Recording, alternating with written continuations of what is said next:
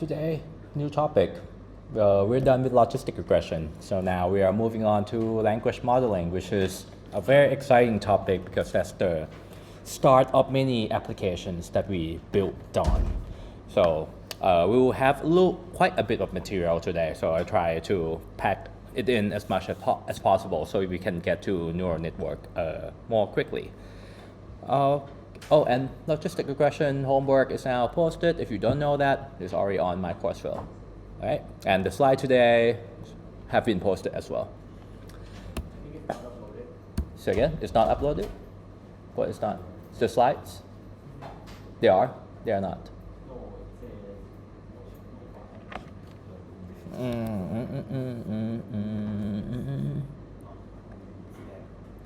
Two slides. Here's one. Okay. No file uploaded. Thank you. I'm gonna do that now.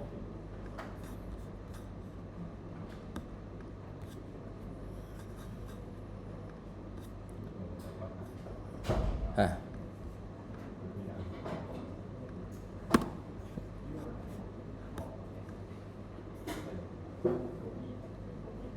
Should be up there now. Okay. All right. Oops. Yeah, let's get started for real. All right, language modeling. We would think that everything in NLP is a language model, but in NLP, when we talk about language model, we talk about a very specific model. So that's what we are talking about today, is language modeling. Language modeling is about basically guessing the next word. So for example, if I ask you to fill in the blank, it should not be so hard, right? You will succeed if you don't give up, even in, right? Something like that, and you know that you know what to fill in the blank because you know something about the language, right? That's this pattern, and you understand the context to the left of the blank. And the next one, in the morning, office workers like to stop by my favorite cafe on their way to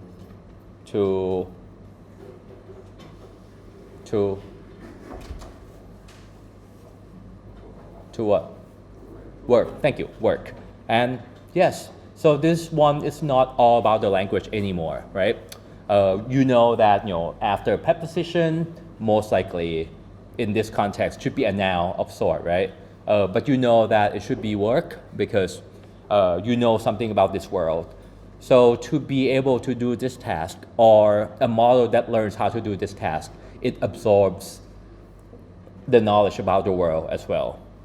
And for the last one, the BS Skytrain will take you from Siam to Ari in 10 minutes, right? Again, at that position, you could fill in many nouns, right? But you know that it should be minutes because this is a fact. Okay, so to be able to do this kind of task, which means to do this kind of task, you need to know first the language, right? The model would need to know the language. Second, it would need to know something about the world, how humans work, how the civilization works. You go to work in the morning mostly, and you grab coffee on the way there. And the third one is that there are some facts about the world that it needs to know. So that's what a language model would do by just learning how to predict the next word. Yes. Yeah, we skipped lesson 4. Still no file? Have you refreshed? Yes, file, I think. Oh. I just did that though. Like just now. I just did that. All right. Try again. Okay. It's trying really hard to upload, maybe. All right. Should be there now. Okay. All right. And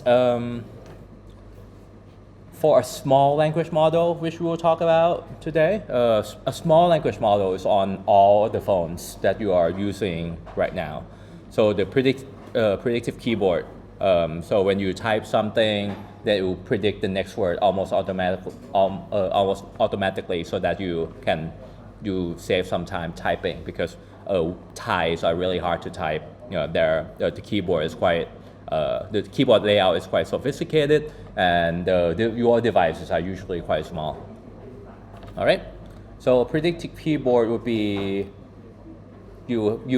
I'll let you implement this after midterm, I think, after we learn some more language models.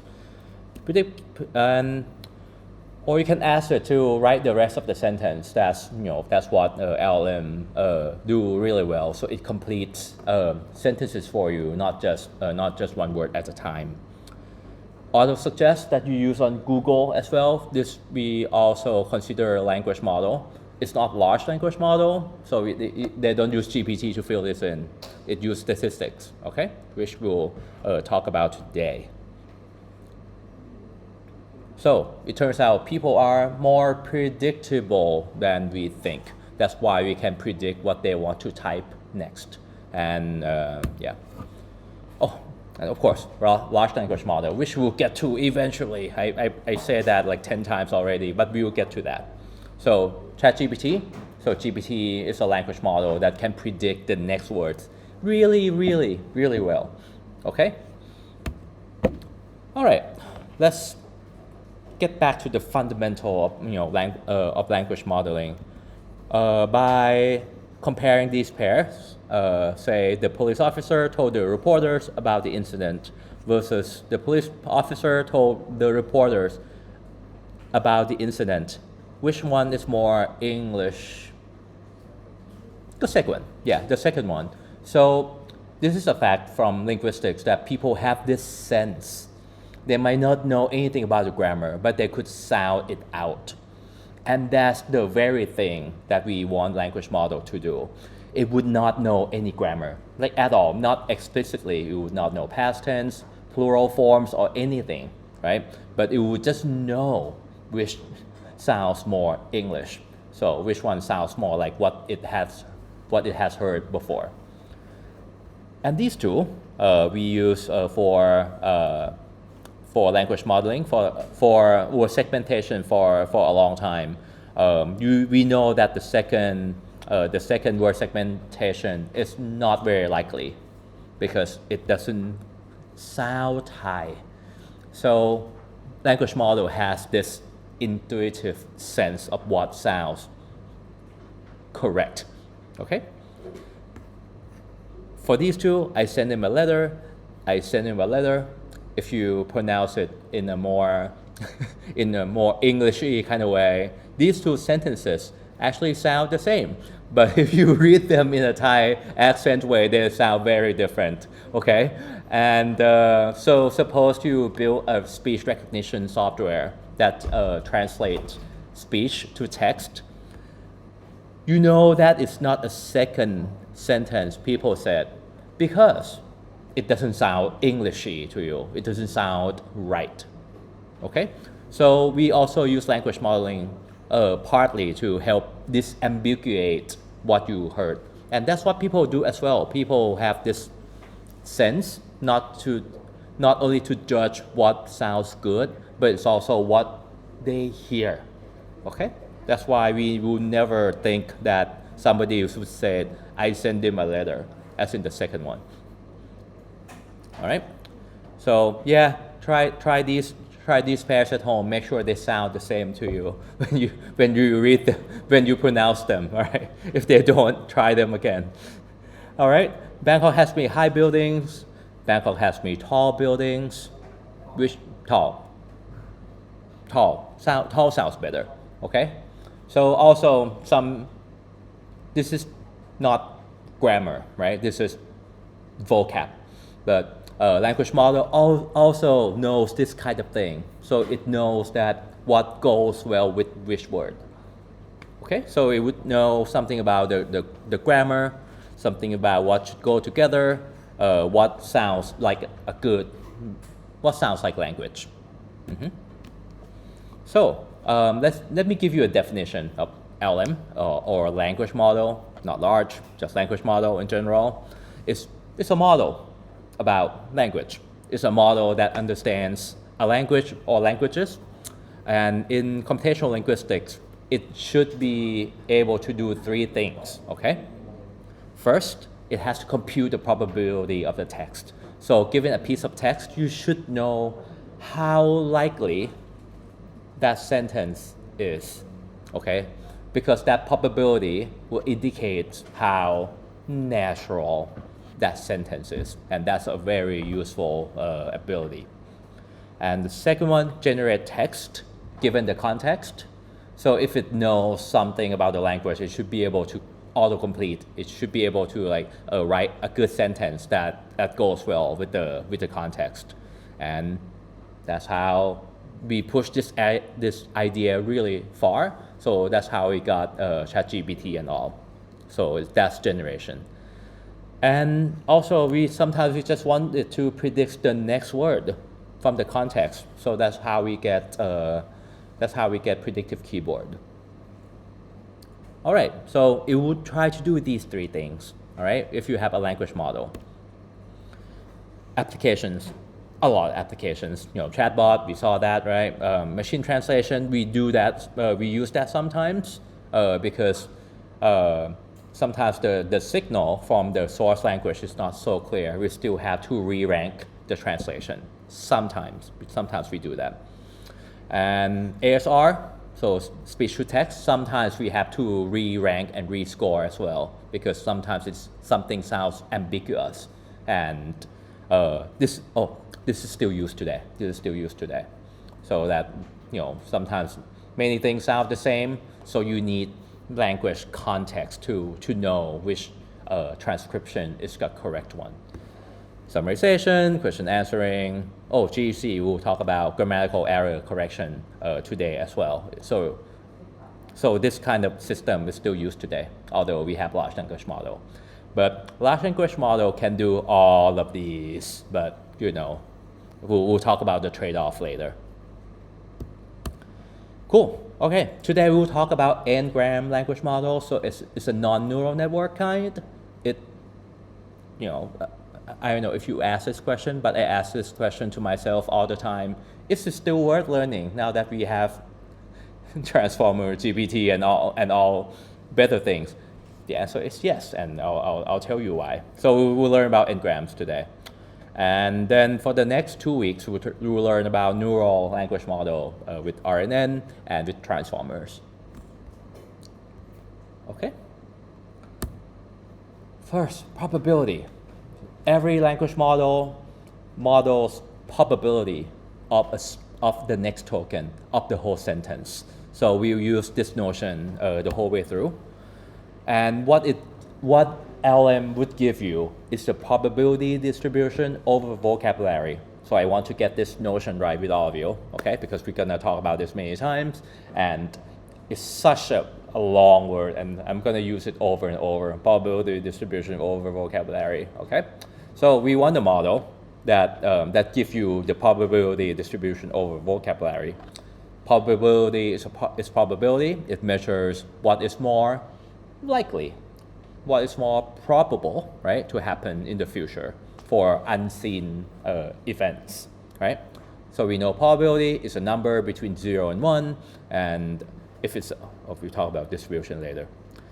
Vocabulary. So vocabulary in this case, it means a list of words that we want to model, that we want to consider.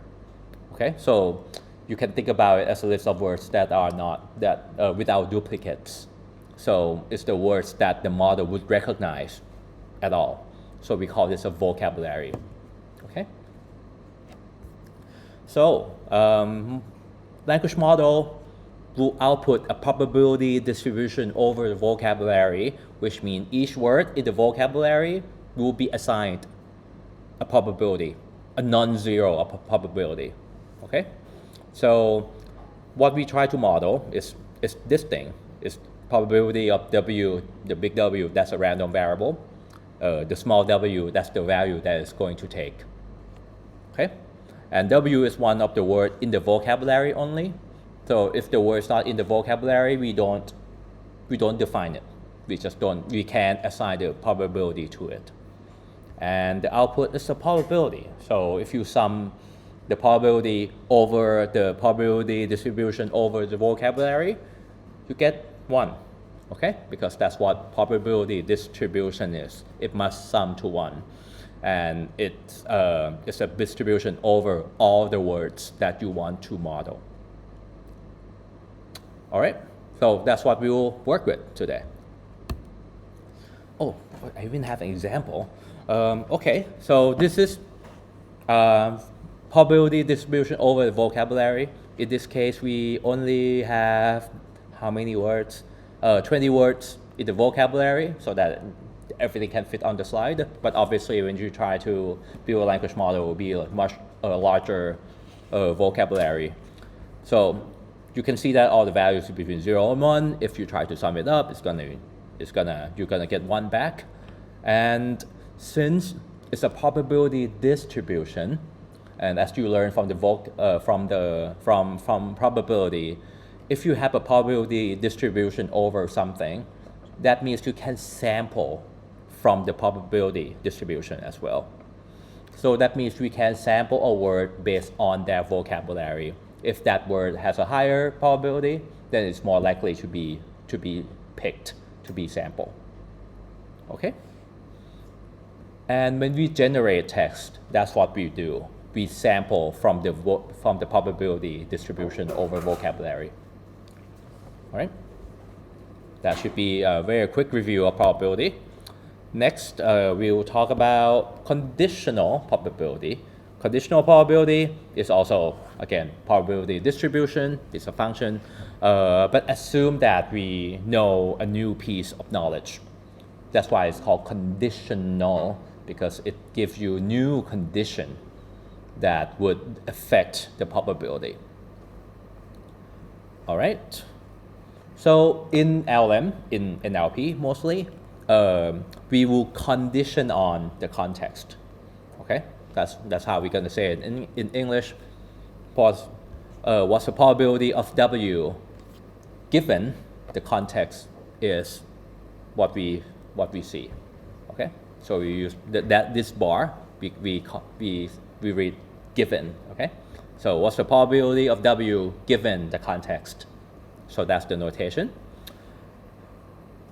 Okay, and we would hope that these two things are related somehow, right? The context should determine what the probability distribution would look like, which makes sense because context is almost everything about language. Oh, for example, we could compute the probability of a string. Sorry, forgot to translate it into English, but you can treat these as tokens, okay? Each thing, each string here is a word that you already tokenize. So to compute a probability of a string, we first tokenize it. So it depends on the vocabulary that you use then, right? That would change the result of tokenization right here. And then we compute the probability of each token one at a time. Okay, so by the law of conditional probability, that's what you would get from this joint probability. You get these conditional probability. So what happens is you compute the probability of each word from left to right. So for example, we ask what's the probability of this word, "prod," given that it's the beginning of the sentence. And then for the next word, what's the probability of this word, "ma," given that the previous context is the beginning of the sentence and the word "prod," right? And you do that over and over until you get to the end of the string.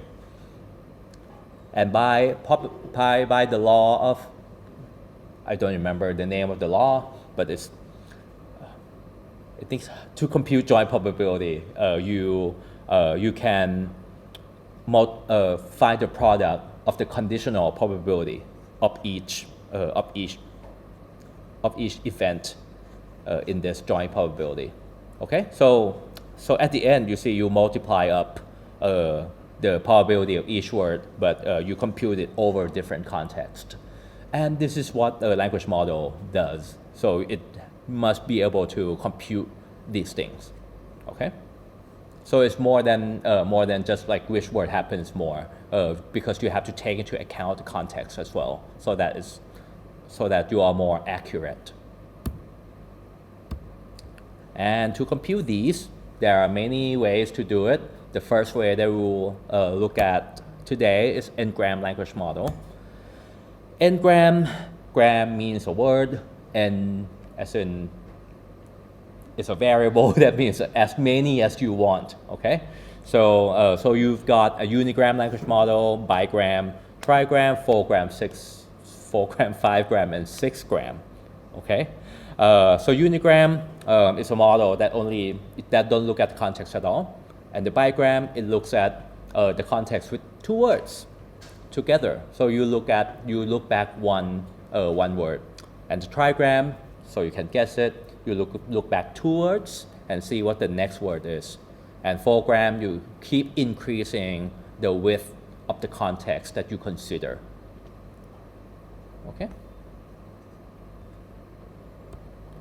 So for example, if you use Ngram language model to compute the probability of these two sentences, then you get the product of the probability of each word without looking at the context at all. All right? So to compute the probability is very easy. Then what's the probability of seeing this word? To train the model, you look at the count of the word Bangkok in your data set. It might happen how many times? 7 times, say 7 times. All right? And you divide that by the count of all unigrams. So that's basically all of the words, right? All of the count. So that goes into the denominator. And hash, the same, so you look at how many times you found this word, 670 times, and you divide that by the count of all unigrams. So the sum of the count of all the words in the vocab. Pretty straightforward, right? So far, so good. And so if you want this model to distinguish which sentence sounds more natural, sounds more Englishy, so it's not hard to see that it won't do a very good job, because then it will look at which word is more frequent, high or tall. So it doesn't look at the surrounding context at all, right? So that's not a very good model. Yes, that's unigram. So if you train the model, which is not very hard, right? All you got is to collect the counts of each word that you see in the vocabulary divided by the total number of words that you have in your data set. Pretty easy. But if you sample from it, that's what you're going to get. Does it sound like English at all? Not even close. It has no knowledge whatsoever. So if somebody come up to you and say, the inflation, most dollars quarterly is a mess. See, when you say it out loud, you're like, the hell are you saying, right? So, not great. So, this one, thrifted 80 said, I'm really bullish. Not great. So we know now that context is very important, so we make the context a little bit wider. So we look at the previous word to predict the next word. So if you want to compute the probability of this sentence, then what you have to compute are these things, right? So it cares a bit more about the context. Do I get this? Oh, yeah.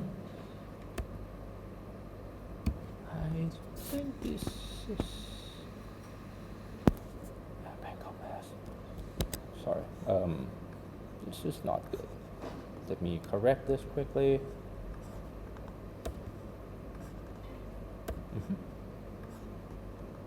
All right. upload the new slide, or you can cross that out on your PDF.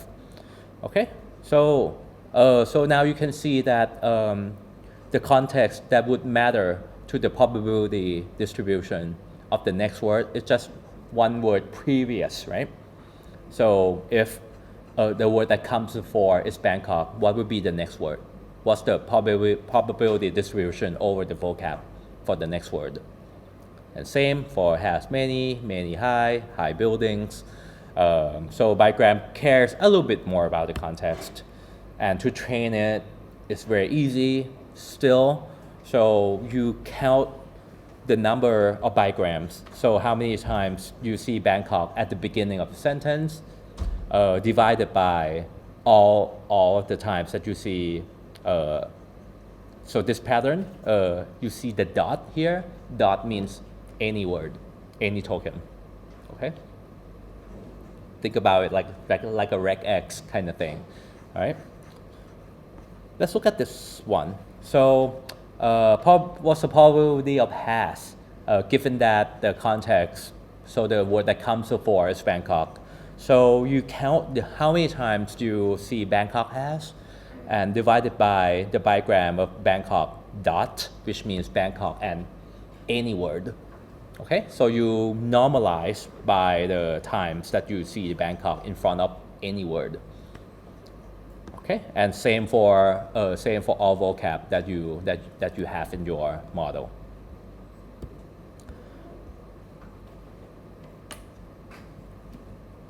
Okay, and this is just a technical thing.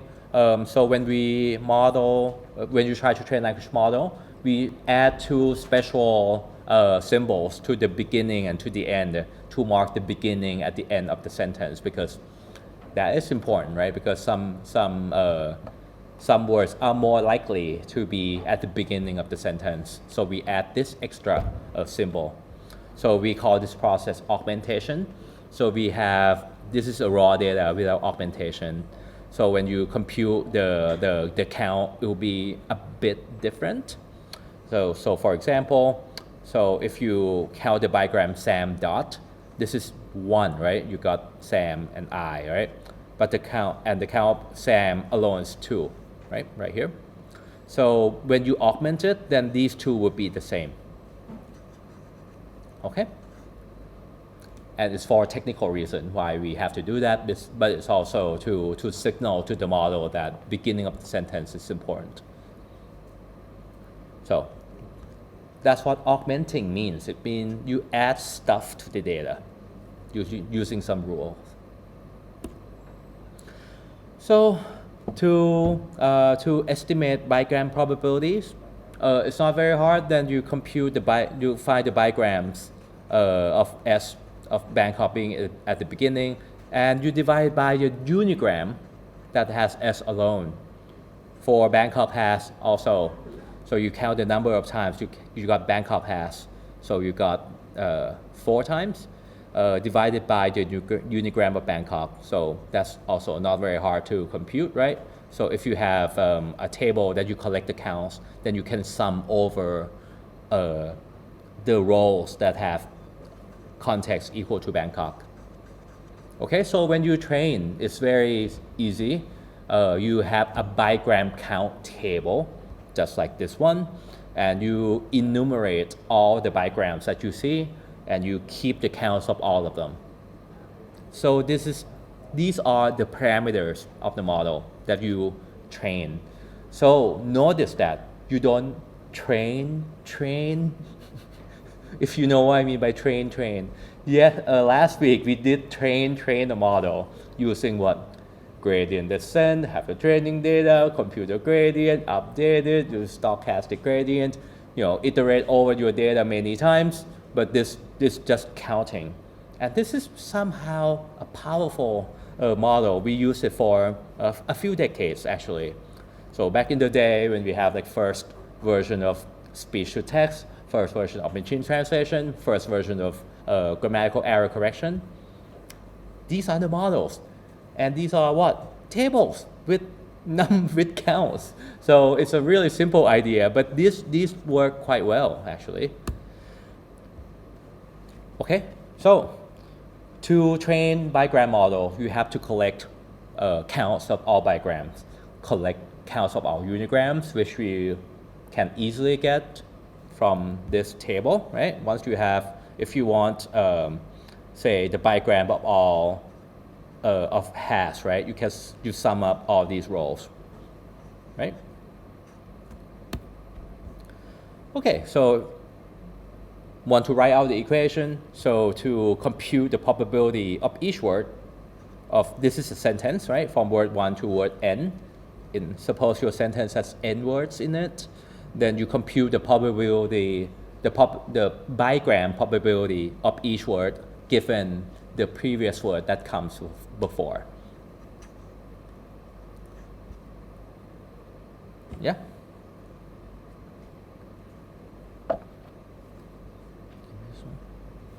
And what am I doing there?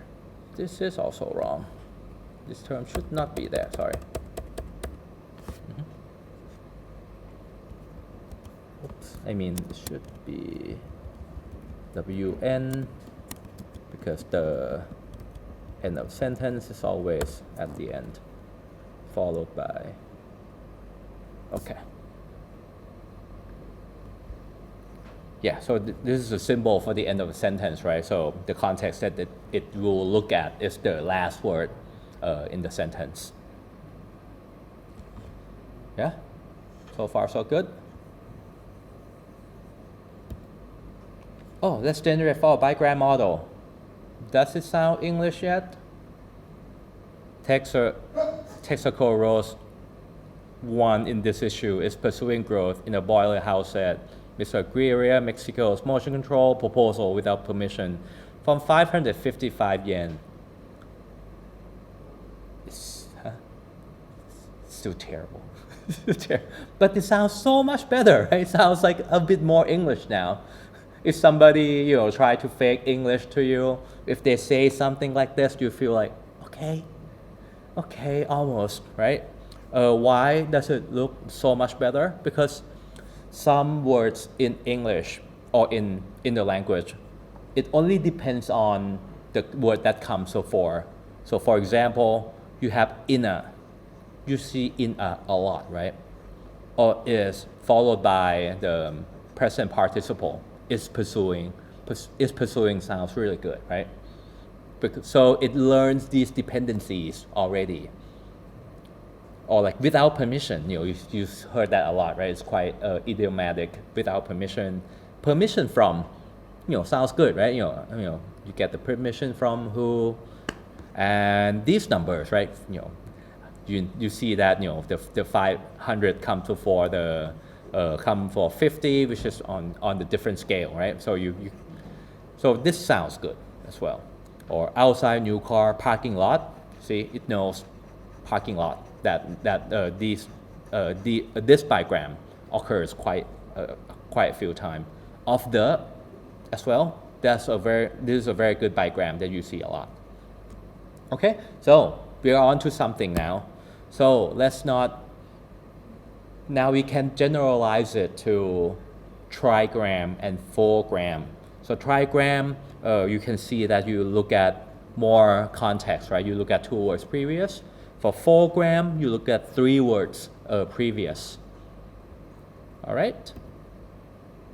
So to compute these should not be very hard.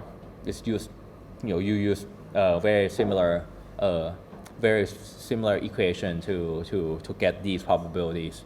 So for trigram language model, you count the trigrams, you count the number of times you see that trigram divided by the count of the bigrams and so on. Okay, and fourgram, we call it fourgram because to compute this, then you get the count of the fourgram divided by the count of the trigram and so on. All right. Let's look at trigram though. Does it sound any better? People use television and film in a war will never duplicate the disruptions of power. Not that. It doesn't mean anything at all, but it does sound good, right? Make sure that there are make sure that they have also just been praying for him to form a coalition government was grossly unfair. Do I sound so fluent? Trigram's not bad, right? And of course, if you expand to 4-gram, it sounds a lot more realistic actually. Make sure the economy continues to grow. Darn, not bad at all, right? Make sure the economy continues to grow. And to make reference to the poem called Living in Sin. Now it doesn't make sense. Because, why? Because context is only 4 words at a time. So if you look at a window of 4 words, they would make sense. Because why? They just copy it from the training set, right?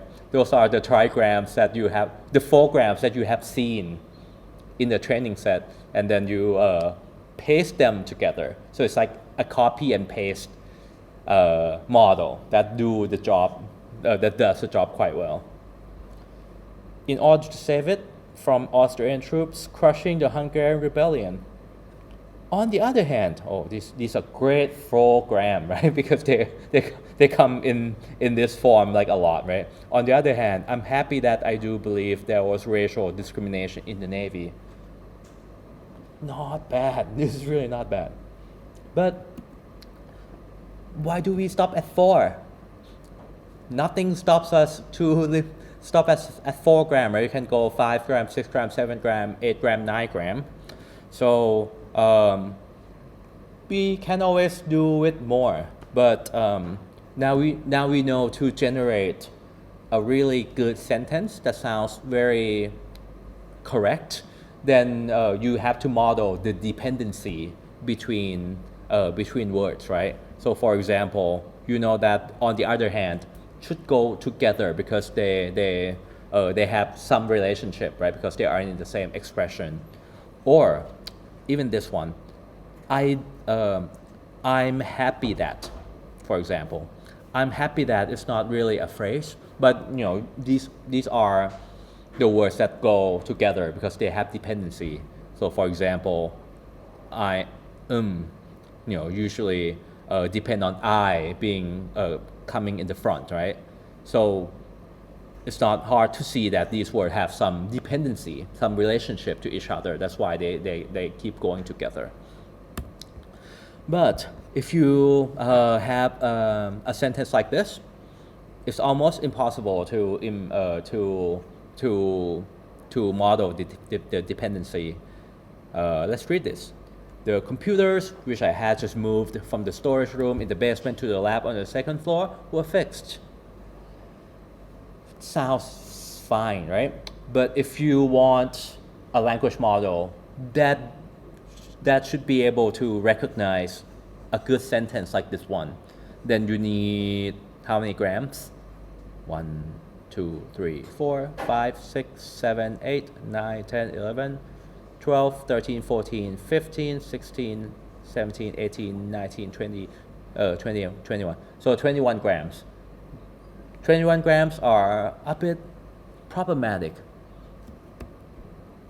because the count that we need to collect, there'll be like more and more. So in this example, I train a 5-gram language model on 8 million words, and you can see the distribution of the vocab size. It will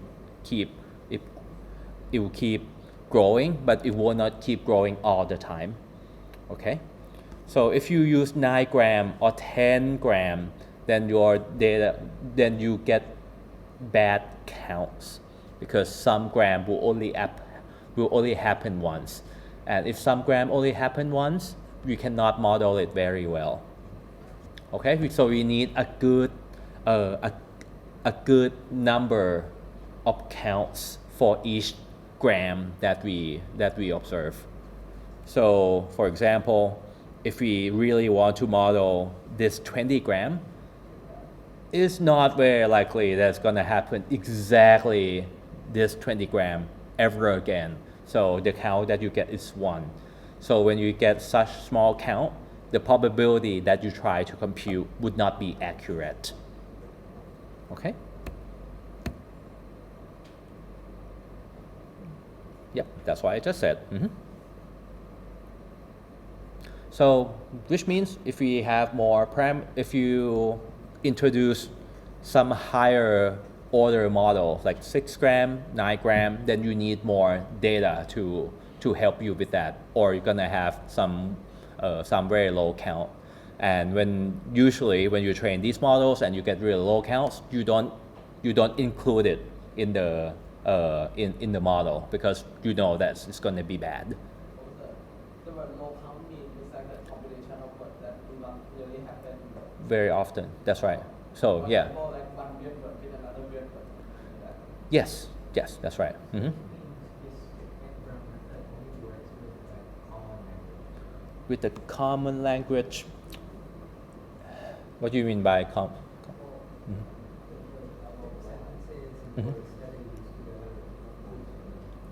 So you need that exact string match for it to work.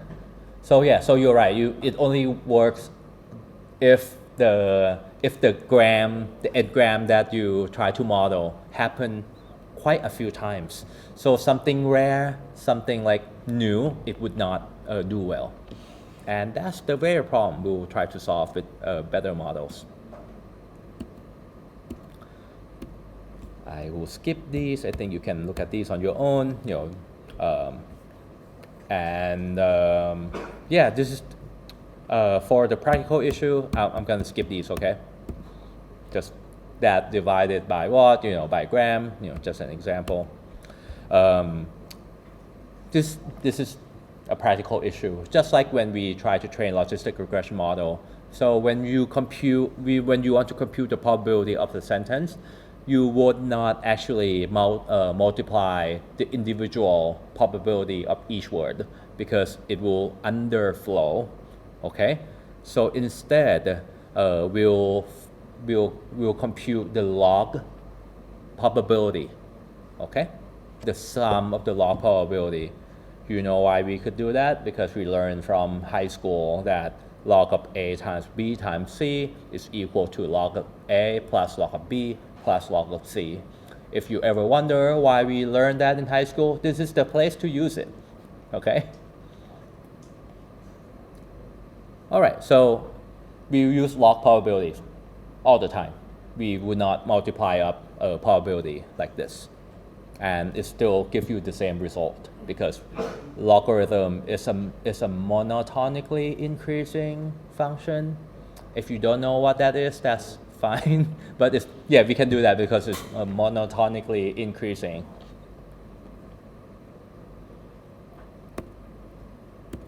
Okay, evaluation. So that's about it. Training Ngram is about counting words and dividing. Very easy. Let's talk about evaluation. Evaluation is so very important for NLP because that allows us to iterate more often, so you know which model is better than others, and we want it to be something automatic, so that something automatic and free, so you can just run it on your laptop anytime you want, as many times as you want. So evaluation.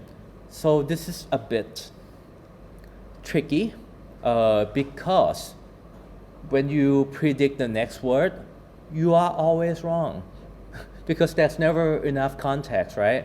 If you get it right 90% of the time, then we won't have to be talking anymore, right? Because then language model will do the talking for you, right? But humans are still unpredictable because we try to convey the information that the other person doesn't know. So by this definition, your language model will always be wrong, okay? But it will give the higher probability to the words that actually happen. All right, so if the language model is always wrong, accuracy is a bad metric for language model. So we can just not count how many words it gets correct. Okay, that's why we don't use accuracy. So for language model, it's a bit tricky to evaluate. So we split it into two ways. First is extrinsic evaluation. So you evaluate it on a downstream task. So you first train the LMs on the training set, and then you use it for for other tasks, for predictive keyboard. So if you predictive keyboard is a little bit easier because then you can count how many times the user actually take your suggestion. So that's a very good way to evaluate it. Machine translation, speech, grammatical error correction. So these are what we call downstream tasks. It's downstream tasks because not large language model, because because a language model was a part of that system. Okay, so you plug that in and see how well it does, which is super exciting because you don't really touch the data. You don't touch the speech data at all. You don't touch the machine translation data at all. But you put this new component in and see how well it helps with the system. Okay, so that's extrinsic evaluation. For intrinsic, we do something very similar to classifier. So we have the data set, split to train, to def, to test, normal. And we would compute this thing called perplexity on the def or test set as necessary. So extrinsic, okay, extrinsic. So machine translation, we have this thing, this metric called blue score. It computes the translation quality, and we use LM to rank the translations. So suppose you have 10 translation candidates, then you use LM to re-rank which one is more likely, which one get the highest probability, so that you can know which translation sounds good. Okay. The second one, you compute word error rate. So the errors that the speech recognizer makes. The speech recognizer is speech to text system. It uses LM as well to disambiguate what it hears. Okay. So you can see that these metrics have nothing to do with LM, right? It has all to do with the system that it's a part of. Okay. So extrinsic is great because you feel good because you don't really mess with the training data for that task, and you can know exactly whether it helps with that system or not. So it has the real world relevance. And also then we can use many tasks to help evaluate. So if you develop an LM, sometimes you use machine translation or grammatical error correction to help evaluate. So you have many metrics. Cons is that you have to do it. So now you have to get different component and put the LM in to evaluate. So that will take some time. Let's talk about intrinsic. So we want to evaluate the model without relying on external task. Intrinsic means inside, within the task. So we try to train language model that compute the probability. So we should have some metric that is based on the probability that the language models compute. Okay, so we know for sure that a better LLM should give a higher probability of the words in the test set. Just like when we have classifier, right? It should give the high probability to the true label. In language model setting, the true label is the word that you see in the text. So the metric that we use is called perplexity. Okay, it's a standard measure for our own performance. So perplex means to be confused, to ngong, to it's like something just perplexes you. It's one of those verbs. It's like interest. It's like amaze, puzzle. That verb. So perplexity. You might have used perplexity, like the app. I'm pretty sure it comes from this, which is a really cool name. Now you know why you have used perplexity, right? Yeah, really cool LLM app. Yeah, and it's called, so I'm sure it's named after this standard measure. So now you're cool. Now you know more than your friends you know where this name comes from. Okay. So the idea is actually perplexity. So you want to know how perplexed your model feel when it actually see the answer. When you ask them what's the next word and you reveal the answer and you ask it, are you surprised? Are you perplexed by the answer? So if the model is really good, it should not be like, it should be, I'm not perplexed. I'm good. I know exactly what's going to happen in the next word. That's why they call it perplexity. Okay? So if the word is totally predictable, then the model is good. Here's the formula. The formula, I think it's this. The formula, if you look at the form that Wikipedia will give you, you're gonna be like, huh? It's like a huh kind of thing, actually. What is it? We know this thing, right? It's the probability of the test set. So you multiply up each word in the test set using your 4-gram model, 5-gram model, what have you, right? And then you raise it to the power of -1/n. Where the heck do they get this from, right? So, and then it's equal to this. You know why it's equal to this, because, you know, the exponent turn into this, right? Okay, this form is not useful to understand. This form is actually useful to understand, especially if you take log to this. I have this much board. So what will happen if you get, what happens if you take log to this, right?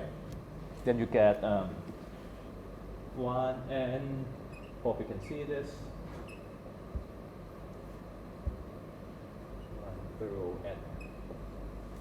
So here's what you get, right? So on the right, if you can't see it, try to see it. So on the right hand side, you get log probability, right? Which we know how to compute, right? Log probability of this thing is the sum of from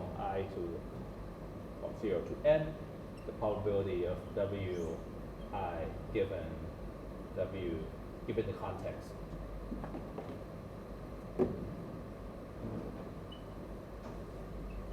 And the context would be wide or narrow depending on your model, right? So if it's a 5-gram model, then you look back 4, right? The context is 4 words, and so on. So, oops, sorry, this is long.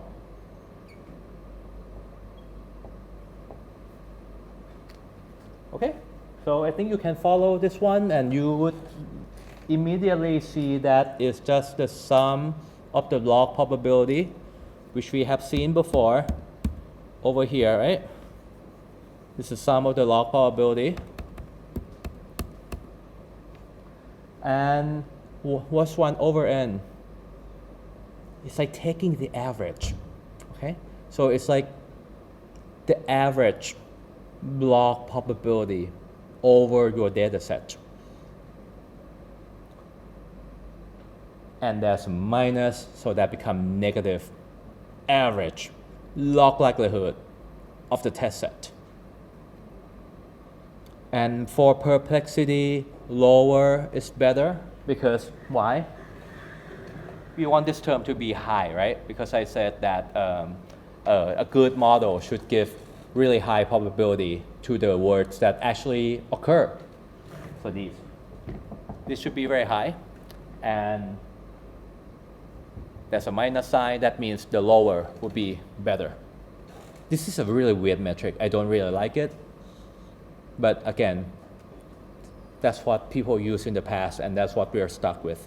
I think it's a terrible thing to understand. It comes from like information theory, some entropy and stuff, which is beautiful, and very few people know about information theory nowadays.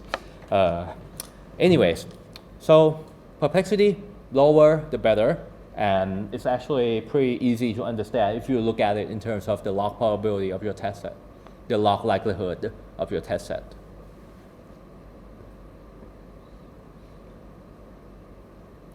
Okay, so this is real data as well from the data that I play with. So perplexity fall really fast from unigram to bigram, right? So we saw that when I when I sample from the bigram language model, you can see that it looks way better than unigram, and perplexity also reflects that, right? See that perplexity really fell by like a lot, and for bigram to trigram, it half of what bigram could do. So it looks much better, and it will be within this range in hundreds.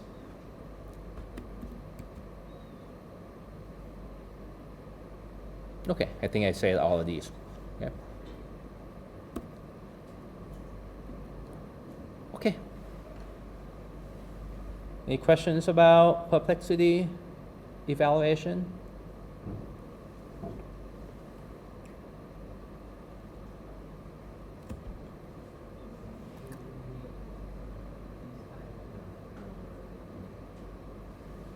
Yes. Yes. You should know this. You definitely should know this. I can tell you. Yeah. I would not ask you to compute it, but you should know what you need to compute perplexity, for example. Or like, know the equation, and so on. Do you want a cheat sheet? Yeah, sure. If you want a cheat sheet, you can make yourself a cheat sheet, yeah. Sure, yeah, cheat sheet. One sheet A4. You can use as many colors as you want. But again, it's a lot of material. It's real hard to pack that all in. I feel like cheat sheets hurt you more than help you, but you can prove me wrong. Because like this is my observation anyway. When students are allowed cheat sheet, they rely on the cheat sheet and nothing else. And sometimes the questions is not on the cheat sheet for some reason, right? This can also happen, and then they keep searching on the sheet, trying to find the answer instead of trying to make sense of it and come up with a sensible answer. So it can hurt you, but you're allowed a cheat sheet. And then also when you allow a cheat sheet, the professor feel like they have to make it harder. So I think it only hurts you than helps you. When professors say, oh, this is take home, open book, then it's going to be real hard. But if it's like in class, 2 hours, closed book, it's going to be something reasonable.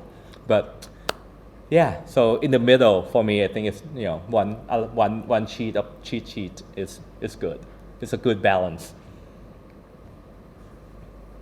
But again, the scope of the exam is in the textbook and on the slide. That's how I literally write test question. I go through each slide. I'm like, oh, that's a good place to write a question.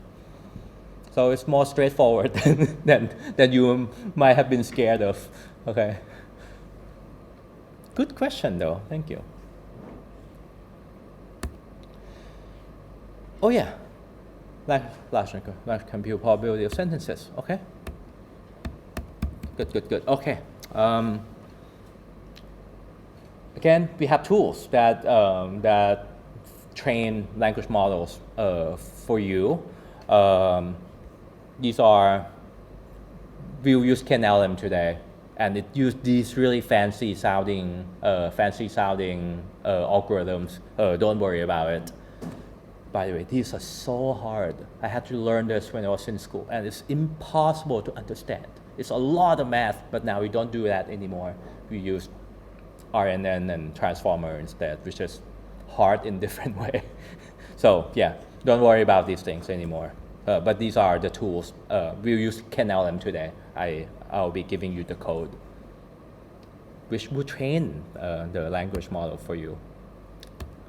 Let's look at the application so that we can get to a little activity. All right. Okay, so that you see a bigger picture and have some hands-on experience with language model, we will use it for grammatical check, which is a kind of system that we still use today because it's so lightweight and it's so easy to tune. So as you know, a good language model should give the probability, a higher probability to a sentence that sounds right. So for example, which one sounds right to you? I look forward to meeting you versus I look forward to meet you. Which one? Meet you? Meeting you. Okay, so the first one should sound more natural to you, okay? And if a language model is good, then it should have that behavior. So in this case, so to catch grammatical or ungrammatical sentence, we just use language model without the explicit grammatical knowledge. So that means a grammatical English sentence should just sound more English, as in higher probability, because the model will mimic the English data that you train it with. All right, let's do some linguistics then. Okay, so this is what linguists do, okay? We analyze language, and in a more useful way sometimes, usually not very useful, but this is how we do it in a useful way. So they look at grammatical errors that people actually make if they are not native speakers. They classify it into 28 types. So once you know the types of errors, then you can make a system that corrects for those errors. And here's some examples. Verbs. That's verb tense, so it's wrong tense, from is to was, or modal verb, like the verb ช่วย that we learned. Those are modal verbs for the most part. So they might confuse would with may or would with might, or they just miss the verb. So for example, in many languages, preposition would act like a verb already, or the adjective would work like a verb already. So they would miss a verb to be. We call it verb to be, right, in Thai. The copula verb, that's a linguistic term for it. So you can see that the verb is missing. This is the verb form. You use different wrong form of the verb. A study in 2010, instead of showed, they use shown instead. So that's wrong, and so on. Okay. So they classify a bunch of these, which is great because then we can try to make a system for each type. More mistakes that people make. Article or determiner. This is classic. This is impossible to learn for non-native speaker, how to use a and the, or not using it at the right place. Impossible to learn, and the rules for it are like, if you look at the rules for using those articles, it's like 30 pages and so contextual as well. Very hard. So this is one of the more common mistakes actually, but very easy to fix. Or number, you use singular form for plural form, and so on. Okay. Or preposition as well. Preposition is kind of annoying because this is a very common mistake. This is we'll discuss about whether about should not be used here, because that's how English is. Discuss already have about baked into the verb. So you see this in non-native speakers writing a lot. Discuss about. So to make a system for this, you create something called confusion set. Okay. So confusion set, that means you have a set of words that are confused. many times. So you could get it from the data, from correction like this. So you can see that child and children are sometimes confused, or would and may are sometimes confused. So you can collect it from the data, or you can consult the grammar book as well. So for example, like shown, so you see that there are many forms of show, right? There's showing, shows, show, shown, and showed. So these are all in the same confusion set. All right. Now everybody understands what confusion set is, yeah?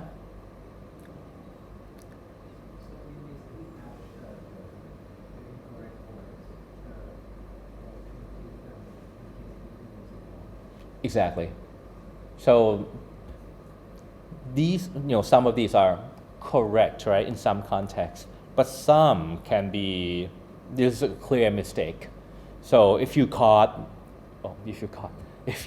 see the word cached, then you might want to change it to one of these, right? To caught, or to catches, to catch, right? Depending on the context. All right? So to use language model, which I'll let you do it for the next 15 minutes, is I'll let you construct a sentence that's correct and it contains a word in a confusion set. You can make up your own confusion set. Okay, I'll give you an example. And then you compute the probability using a language model. And a good language model should give a higher probability to the good sentence than the bad sentence. All right, let me give you an example. Example is right here. And on the assignment tab on my Courseville, I have this activity sheet, okay? So suppose you have these two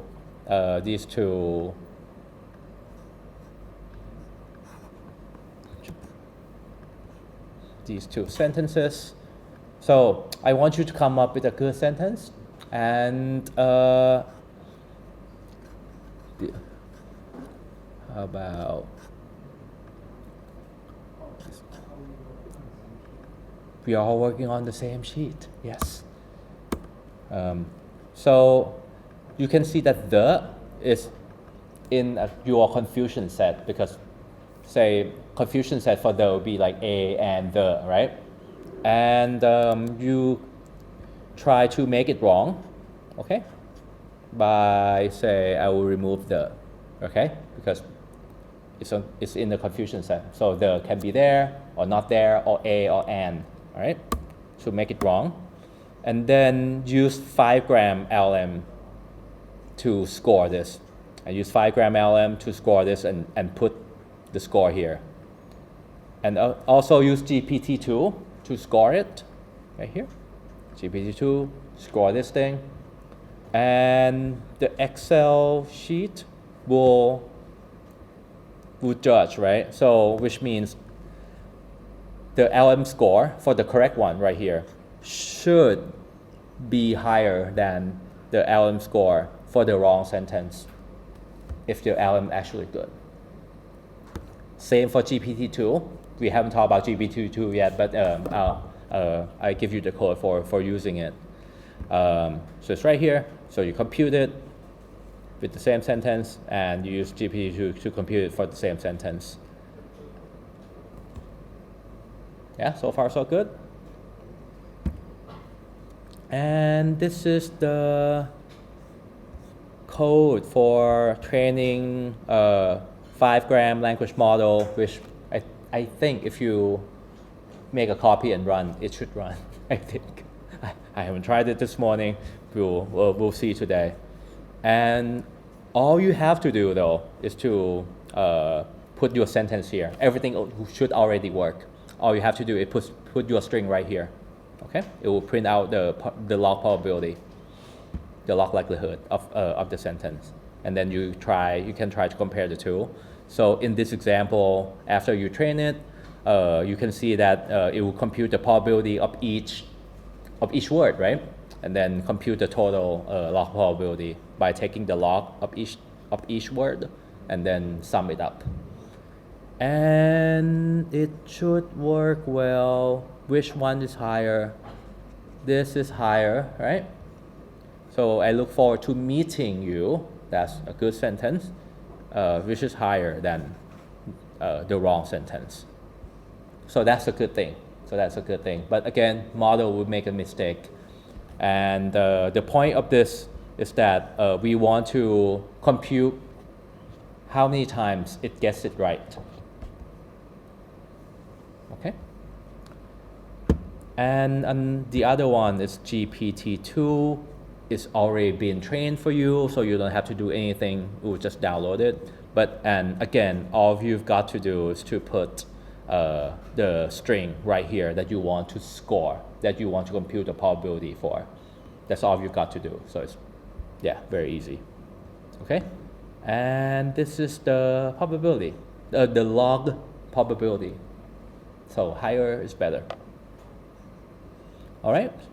So yeah, should be pretty easy. I just want you to like see how LM can solve this little problem without using some other fancy tools.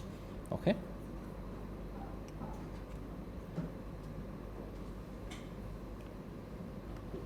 Yeah, everyone good? You know what to do? So pick some interesting mistakes, okay?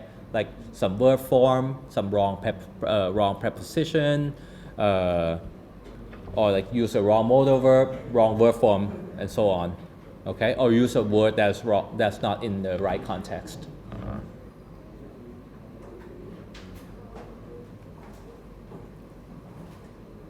Yeah, I think we'll come back together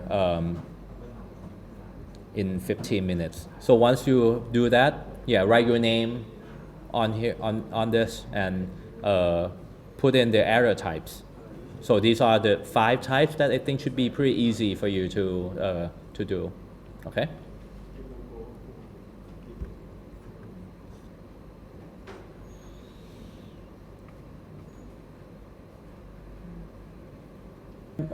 So from the code, if you have a chance to look at it, it download the tools, download the data, and train it on the spot. So the code actually train all and everything.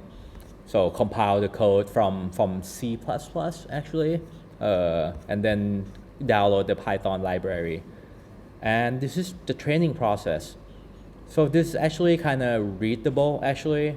So it counts right here how the vocab of each gram.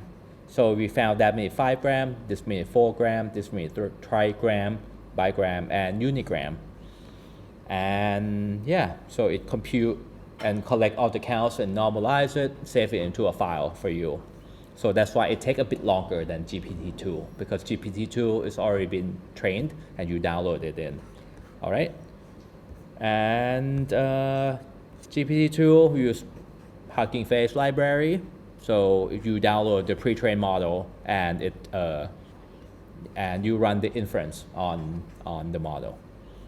So here's the evaluation, right? Here's how you evaluate it. So from our test set, which we construct on the fly, GPT-5 caught make the correct classification 65% accurate. And GPT-2 do it correctly almost every time. That's cool. But again, we're not very fair to 5-gram language model, okay? Because it's trained on not a lot of data, because I don't want you to like wait many minutes. Okay, so yeah, I think I hope you understand how LM can be used to solve like a little task like this one, a small task like this one, by comparing the sentence probability. So even some grammatical error correction systems still use confusion set like this one, and then score, generate the candidates, and then score which one has a higher score, and then suggest. Okay, so it's still a good thing to use in some context. Cool. All right. Let's look at generation, right? So generation, when you actually want to generate text. So for example, if you have text like a good robot must, if you have a trigram language model, then you only look at the two previous words, right? So a good, which is a word, the words that come before don't have any influence on the probability distribution, right? But for foreground, then you have a little bit wider context to help predict the next word. So for example, your model might give you this kind of probability distribution over the vocab, and then what we do is we sample from it. So most likely you will get either follow or obey, right? Because it has such high probability. But there's also a chance, 8% chance, that you're gonna sample rules from this and generate it. All right? And whatever you generate, you update your context. So for example, you actually get the word follow, okay? Although your context is really is longer now, but it depends on your Ngram language model how much of a context it would consider. So if it's a trigram language model, then you will only look at the previous two words, must follow, right? But foregram, then you look at a little bit more, robot must follow. So that's more context, right? If you have robot must follow, then it's probably instructions, programs, rules, orders, or something. But most likely, what? The is a really good word to fill there because, you know, nouns might come later. Okay, and then suppose you actually get rules, and then you keep updating your context.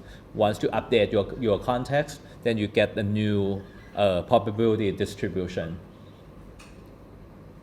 Okay, so yeah, very similar to scoring, but instead of scoring, you sample from the distribution. Okay. All right, that's it about Ngram language model. So if you generated, you know, I showed you some example before. They train Ngram on Shakespeare's. This is from the textbook. So you can see that it gets better and better. It sounds more Shakespearean as you increase the order of the model. So foreground, you get King Henry, what? I will go seek the traitor Gloucester, excellent sum of the watch, a great banquet served in. It cannot be but so.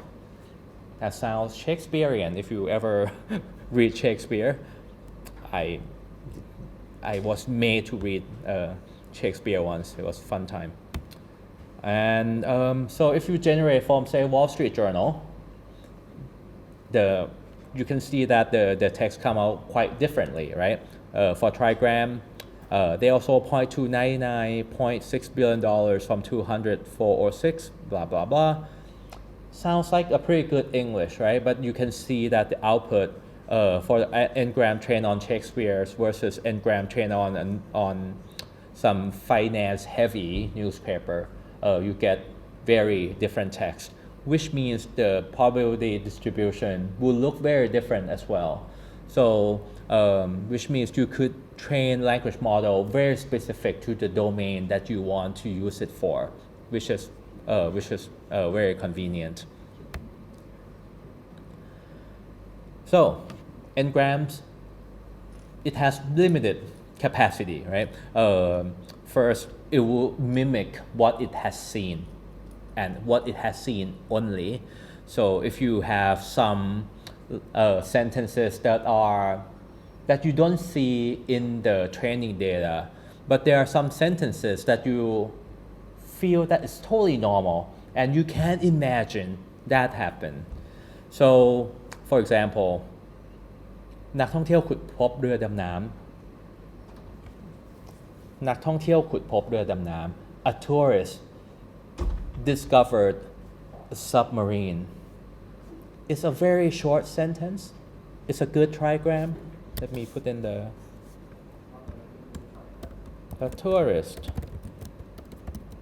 discovered a submarine. sounds fine, right? But most likely you will not see this 4 gram on the, in your training data at all. I can try. So if you search on Google like this, no result found. So if you, by the way, if you put a quote, it will try to find that exact string. So that means nowhere on the internet ever have this. What is it? Is it a 5 gram? It's a 5 gram. It's a pretty normal, benign sentence. You could imagine a tourist going on a diving trip and found a submarine. And that's cool. That can happen, right? And it's totally grammatical, but you would not find it ever. So it would fail even on a normal sentence like this one. Okay? Or, a classic example which I use sometimes is like, Batman kissed Spider-Man. Sounds fine, right? Batman can totally kiss Spider-Man, but most likely you will not see it anywhere. But you could imagine a fanfic person wanted to turn into like a boy love series or whatever. So a Batman could totally kiss a Spider-Man. Totally fine, it's 2025, right? So you can keep on going with such example. So which means this is not a very good model, right? It would fail on these cases, which are quite common. So we would always find Ngrams that we haven't seen before because humans are beautiful and human languages are beautiful. We can always generate something new. Okay, so a good model should be able to handle that. Yes. So if my training data from Ngram do not have the sentence like Batman is Spider-Man, it will never be able to generate that. It will never generate that string. Yeah, almost never. Yeah, you could make an exception so that it backed off to unigram, but it's not very likely. Yeah. All right, and so the problems come from this. So suppose you have this 4 gram model. What would happen is sometimes it's a count of 4 gram divided by the count of trigram, right? So if you get the count that are so rare or even 0, then you have 0 probability divided by something, so you don't care, right? Or sometimes you don't even get the trigram. Officials deny it can also happen, so that means it becomes 0 over 0. That's not probability for sure, because what's 0 divided by 0? Some number that we don't like, right? Infinity or 0 or not defined, any of those, right? So in the past, including NLP that you just used, use some strategy to take care of this part where the numerator might be 0 or very low in count, then you don't get good probabilities. So we use these strategies to help out with it. So back in the day, people, not back in the day, in the present as well, there's some really brilliant researchers who come up with a lot of metrics that make a language model works for a long time, and in real use they would use like 9 gram language model, like say like at big places that say like Google when they do speech recognition or machine translation, or Google Maps for that matter, they would use like 7 gram, 9 gram language model with some really nice smoothing techniques so that you can take care of the low count problem.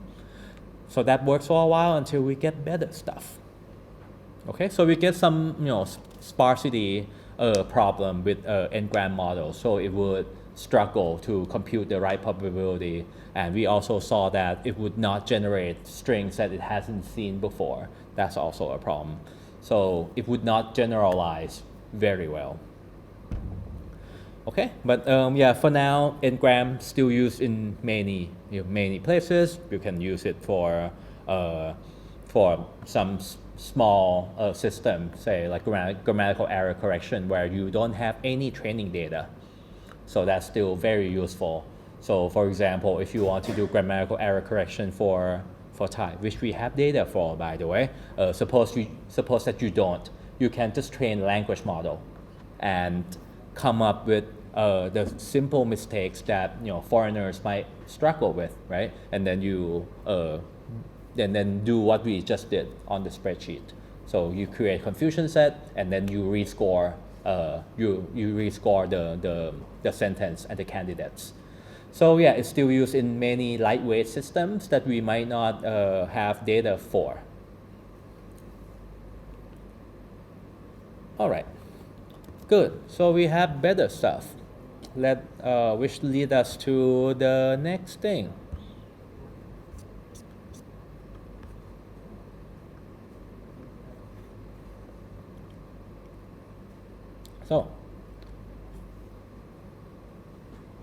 So we see that we only rely on exact string match, right? So far with logistic regression, we also rely on that. Ngram language model, we also rely on the exact string match. That's why it doesn't generalize so well. It doesn't really look at the actual meaning of the context, right? To help you with the next word. So for example, if you have words like Batman, kissed, Spider-Man. Spider-Man should be more likely, right? Because Spider-Man is a person that's kissable in some context, right?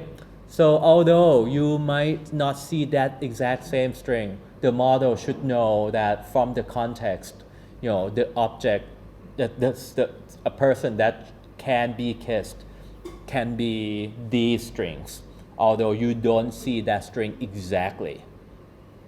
Okay, so like that's what we try to get at. We want a model that actually understands. We don't want the exact string to dominate the inner working of the model. So word embeddings is the start of it all. That's what I just said. That's what I just said too. So meanings. Linguists have been searching for meaning for a very long time because meanings are so difficult, right? And we want to model meaning of a word because a word, again, is a smallest unit. So we want to start with something small, and then we can build to the sentential meaning, right? So the field is called lexical semantics because we want to understand the meaning of words. So linguists think about meanings like a lot, right? And what they are for. So word. Then we have to look at word, right? Run. A lemma is a dictionary or word. So these running, ran, and runs, we know they have the same meaning. So now we know the relationship between forms, the word forms, and the meaning. So we know that different forms can have the same meaning. Okay, so that's something we learn. Or better and good, those are different words, share similar meaning, but not the same. So we see that different forms, they relate to each other in some way. All right, so that's a fact that we want to take into account. And we have another notion in semantics, which is a word sense. So a word can have a one word form. Let's talk about word form. Can have different meanings. So those meanings we call it word senses. So that means one word form can have many senses. For example, bat and a bat. Those are actually two different words, but they are the same form because bat as in baseball bat, and the bat that's that cool animal that can echolocate in the dark, super awesome. they have nothing related to each other. The only thing that they have in common is the form and the pronunciation. So that can be a little hard now, so we have to deal with this kind of case as well because it shares the same form, and from the string alone, it's hard to know which word's sense it conveys. All right? Or some words can have the same form but related meanings, like bank, for example. Bank can be a thanakan, financial institution, right? Or it can also mean a riverbank, which is the side of the river. So words, and what else did linguists think about? We try to build a model how to understand words. So one way to think about it is to turn it into a meaning tree, as in meaning graph. So you relate the sense of words together, like dirty, filthy, and dusty. They are synonyms. Clean and sterile, sort of synonym. Big and large, also sort of synonyms. But you can see that although they are synonyms, they are similar, but they are also different. So, for example, the dining table is dirty after the meal versus the dining table is dusty or filthy after the meal. These are synonyms, but they are different. They are very different. If you say these to people, they will get very different understanding of what you want to say. And then you have antonym, dirty and clean. So these are some of the first concepts that linguists thought about when they talk about word meanings. Antonym is also hard because the antonym of king should be queen, but I feel like in some sense the antonym of king should be slave, right? Why is the antonym of king is queen? They are next to each other almost literally, right? So why are they the opposite, right? So the notion is not so clear. So there's some problems with of thinking about words in this manner. So what do we do? So we, instead of trying to model the words in terms of antonym, synonym, and all that, we think of it as a word similarity. So this is from a study quite a few years ago. So we show people with a pair of words and ask them to rate 0 to 10 how similar they are. So vanish and disappear got on average of 9.8, as in almost the same. So these are, you can say it's true synonym, right? Vanish and disappear. There's very few places where they differ. Behave and obey, different because behave has different meanings to it as well. What about this? Muscle and bone. They're very related. They're literally next to each other once again, right? They're like attached to each other. But yeah, they're not quite antonyms. They're not really synonyms, but we know that they are similar somehow, right? They're part of the body. More or less flexible, not related at all, right? Or whole and agreement. I don't see any similarity except they are both nouns. That's all we could think of, right? So which means like people, so look at people now. People can judge the similarity of word pairs on a scale too, not just like synonym or not synonym. So we can judge them based on the scale. So we want to build a model that shows this kind of behavior. Okay, so we can compute the similarity between any pair of words in the vocabulary, and it should correlate with a human judgment. So that's the model we are going for. Let me skip lexical relation. Yeah, that's what we think of as well. And for a long time, actually, we try to model nouns in a tree. So instead of in a list, as in a list of definition, right? So we try to relate the meaning based on the hierarchy. Say, for example, cat and dog is quite similar.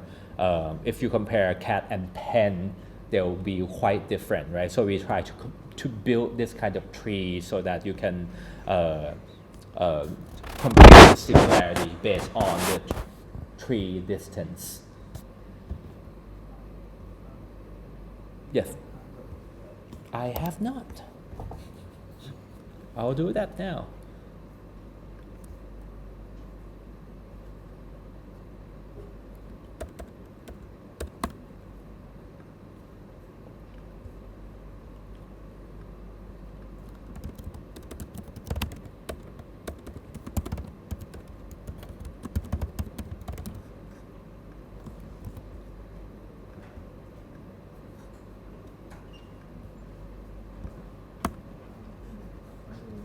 Sure. Some of us, including we have to leave early. What time? 3:30. 3:30. Okay. We have a meeting. Okay, yeah, be sure to catch up. Okay, I uploaded the slide. Okay.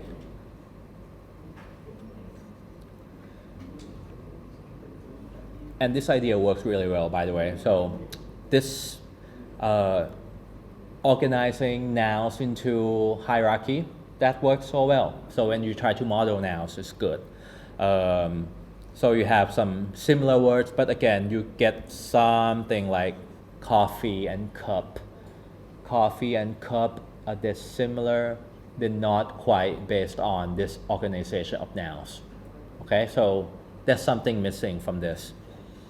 And I'll go over this quickly.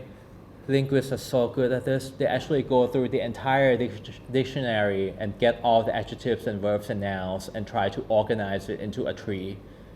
It's somebody's PhD thesis, I think, where they say, you know, I'm going to organize all of the English nouns that are in this dictionary.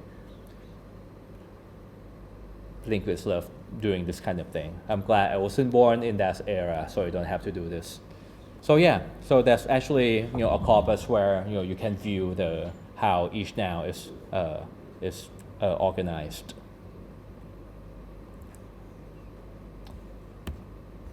All right. Okay. So back to we want to do something more computationally. We wanted to do something that is that's more data driven and capture all kinds of similarity between meanings. Okay. So we actually draw this idea from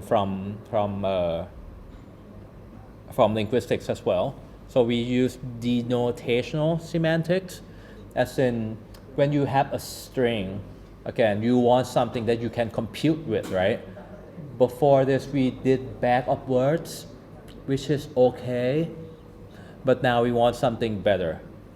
So the idea of denotational linguistics is that instead of using the string itself, you denote that word with something that you can compute with, and we're going to use a vector. Okay? And before that, we did one hot vector, right? So like one hot vector is kind of okay, kind of fine. So hotel and hostel and Bangkok, you could represent them with this and this and this vector, respectively, right? And if you want a meaning of a phrase, you could add two embeddings together. So Bangkok and hostel.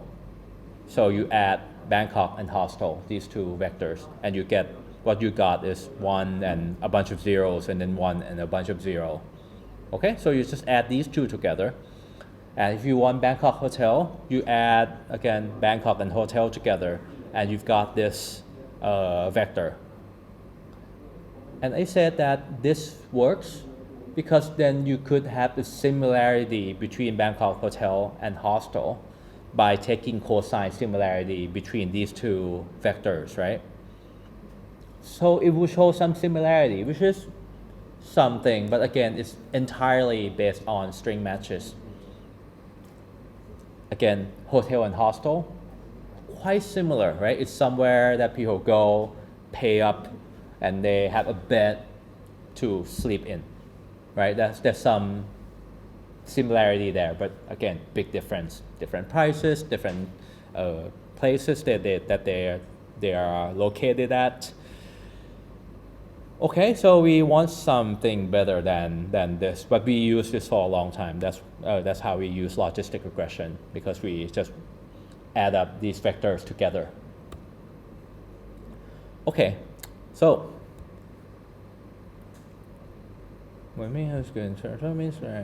okay, so I just said all these. So now come computational linguists, right? We want something that's actually workable. And the idea actually comes from philosophers and linguists. John Rupert Firth, he's a linguist, he said that you shall know a word by the company it keeps. Okay, and Ludwig Wittgenstein, he's a philosopher, like a crazy kind, like crazy philosopher. He's one of them. Yeah, you look crazy to me. Am I? You look crazy to me. He looks quite handsome to me, but he looks quite normal to me, actually. That's a really good picture of him, this German man. But yeah, he also came up with the same idea that the meaning of a word is used in the language. Can you read the German? Do you want me to? Because you're studying linguistics, so maybe you can read all languages. I can speak German, how dare you. I can speak a pretty decent German, actually. Ja, natürlich. Die Bedeutung eines Wortes ist sein Gebrauch in der Sprache, if you want to hear it. Sound angry like It doesn't sound angry. German actually doesn't sound angry. Anyway, so the idea is that, so you don't need to try to get the definition of the word. You don't need to try to get to the exemplar of what the meaning is. All you've got to do is to see how it's used. Okay? That's what he means by the company it keeps. That means the words that shows up with it. Then you have corpus that looks like this. So suppose you want to know the meaning of shoes. So to know the meaning of shoes, you don't need to, from this point of view, you don't need to know what shoes are or have worn a pair of shoes at all. You just look at the words that occur around it, right? And you collect a bunch of these data. Know that Wittgenstein, that's in the 50s, we don't have the kind of computer that would do language processing like we do now. And when we do, then we look at the data and see the words that occur around the word shoes, okay? And when you aggregate it, it actually makes sense. Like pair, black socks, yeah, it co-occur with socks a lot. Wear clothes, boots, leather, wearing, or shoes, feet, white, high heel shoes, right? For ladies, red suede is a Ngram, right? Trousers, sensible wore stockings. So you can actually know the meaning by the company. These are the company that it keeps. So this would be the data set that we use to train the model that would understand word meanings. And we call this co-occurrences. Occur means to occur, to happen, to take place, and co means together. So the words that occur together with the word that you want to study, that you want to model. And how do we know that it works? Shoes and boots, are they the same? No, boots is a kind of shoes, right? But if you look at the company that each word keeps, it's kind of similar, right? Pair, black, leather, right? Leather also show up. Walking, heavy, right? You have the word heavy because boots are usually quite heavy. Wellington, I think it's a kind of boot, maybe. Well, yes, I know with Wellington. Cowboy. right? Rubber, cowboy, they wear boots, right? Jeans, cowboys wear jeans and boots and hats, right? Probably riding horses. So boots, right, have some similarity with shoes, right? And from this co-occurrence data, you can see that already. So we're on the right track here. So that's what motivates the modern NLP models now. And here's a question for you. What word is this if you get the core occurrences of this?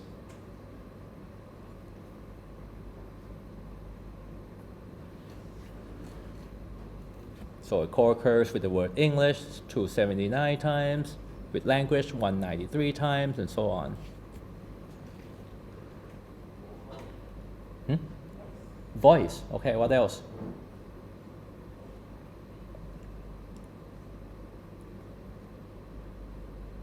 It's very easy. Speak. Yes, actually speak. Yeah, it's actually. So it could also co-occur with itself, right? It might be so close in the sentence. Like speak and speak. So yeah, so you could guess, right? So this is the right model, and we're gonna use this fact. What about the word on the right from this co-occurrence? What do you think?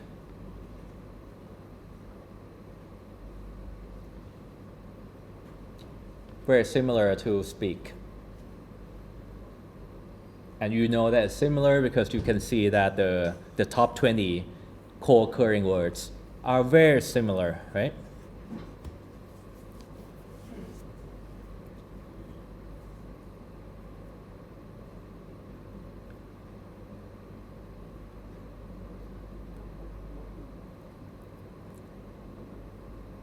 Any guess?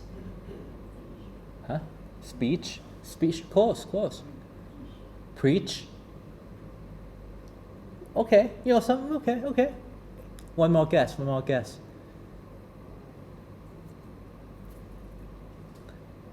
It speaks with an S. So speak and speaks, you can also see that there's some similarity, but also difference, right? And that's the kind of model that we want, okay? So we're not gonna collapse the word form at all because we know that from the data that the co-occurrences would look very different for the base form and the, say, present singular form. All right, so this would be the kind of data we use, okay, to train the model for speak and speaks. Okay. Oh, what is this one? I actually forgot. Jobs, atmosphere, condition, environment. Oh, okay, this one's not so hard. Okay, one more.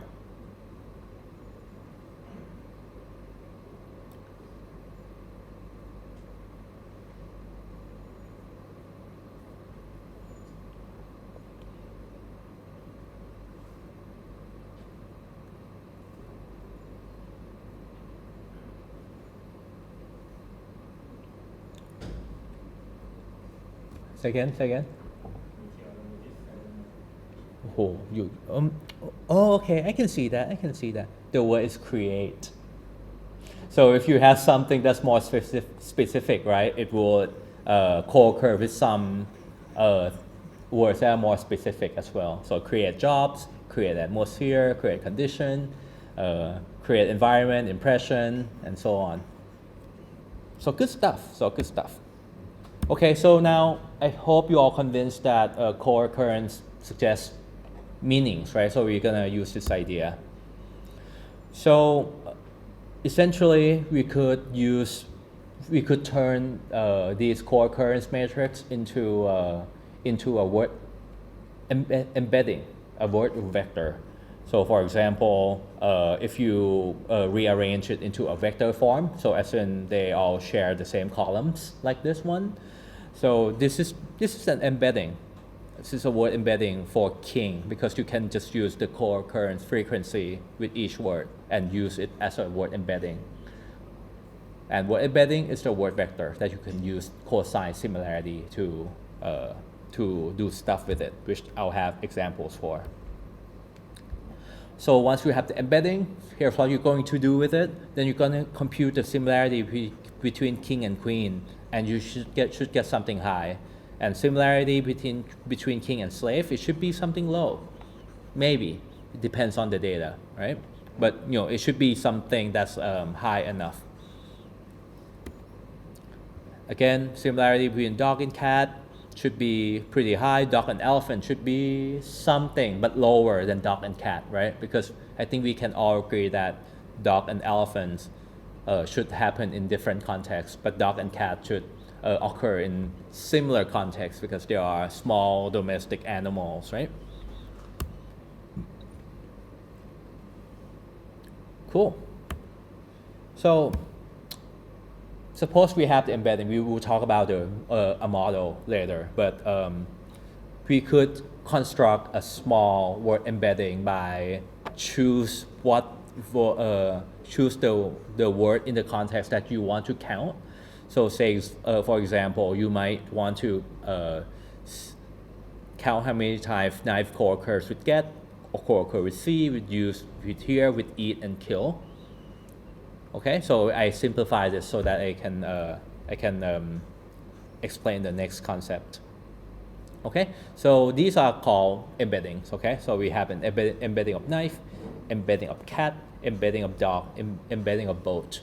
And we will look at one algorithm that would learn a more sophisticated word embedding than just getting the co-occurrence. All right. So we call this a vector space model once again because each word can be put in the space. Okay. So suppose I reduce it even more to have only 2 dimensions.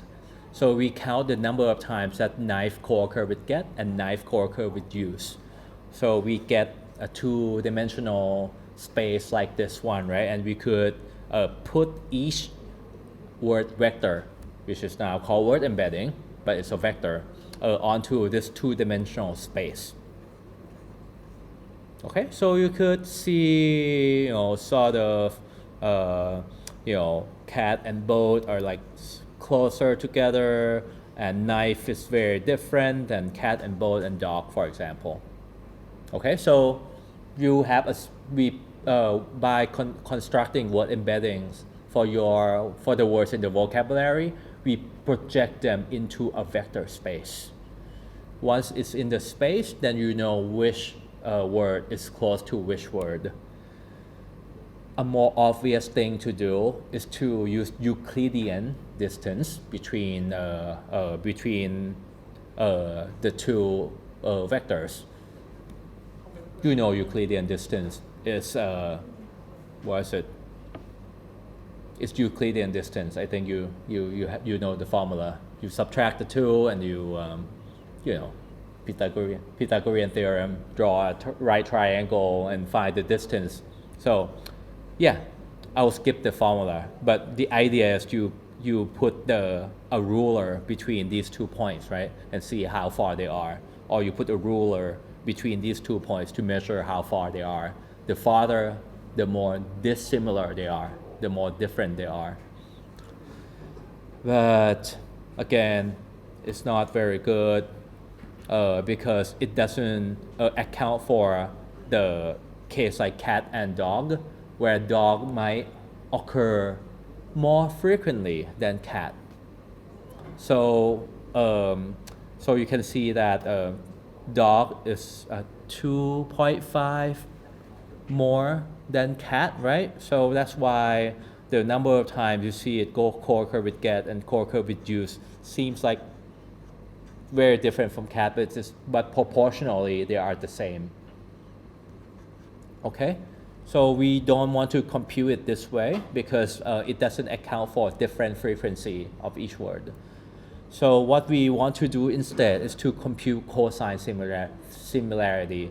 So for example, cat and dog occur the proportion that they occur with get and use are the same as the proportion that dog and get, dog and use, right? They are the same.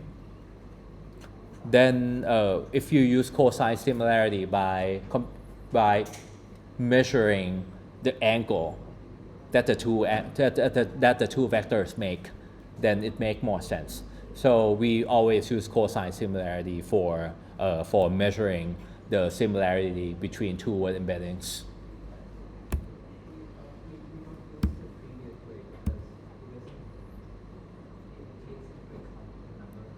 It does not take into account the number of times, yeah.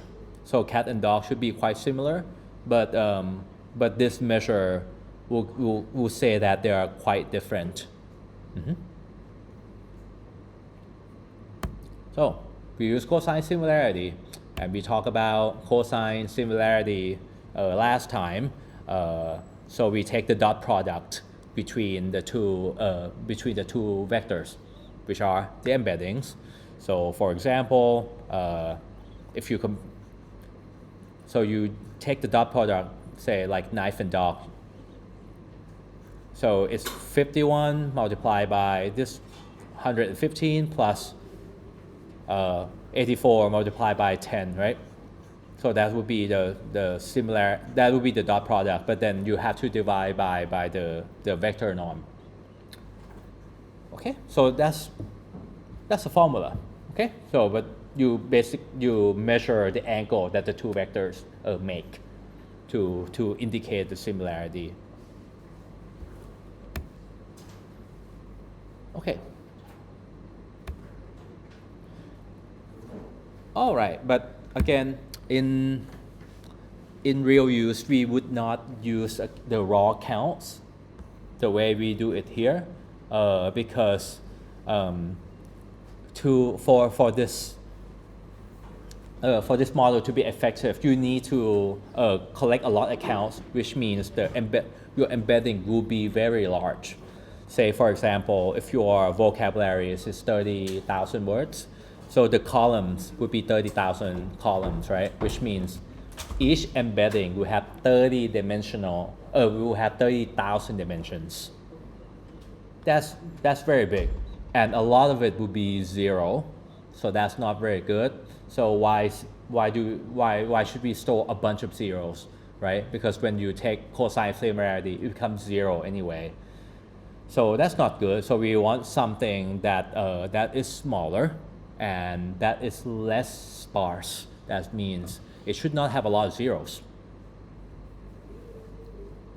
Okay, so we'll look at that, but what we need to kind of tune a bit is that we have to decide your vocabulary. Okay, so in this case, we decide on just 6. That would not be very good. So you might want to keep like 10,000 or 20,000, or only look at the co-occurrence that you see more than 10 times. Then you keep it in the vocabulary here. Also, what it means to co-occur. To co-occur, we don't use sentence at all. Although the actual good way is to ask whether they co-occur in the same sentence. But if you want to count based on the sentence, then you have to do sentence segmentation first. So people don't do that, although it's not very hard. Again, that's what happened in the past. I don't know why people don't do certain things, but what they do instead is to use context window. What I mean by context window, if you look back to this example, the context window to compute co-occurrence in this example, we look at 4 words to the left and 4 words to the right. And that's our definition of co-occurrence. But in practice, you can choose it to be anything. Choose it to be 10, choose it to be 5, whatever you want. So totally up to you how to define context size. Okay.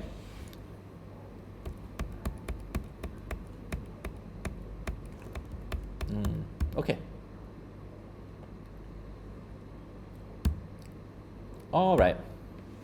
So from counts to word embeddings. So the problem is, I think I can show you some of the embeddings.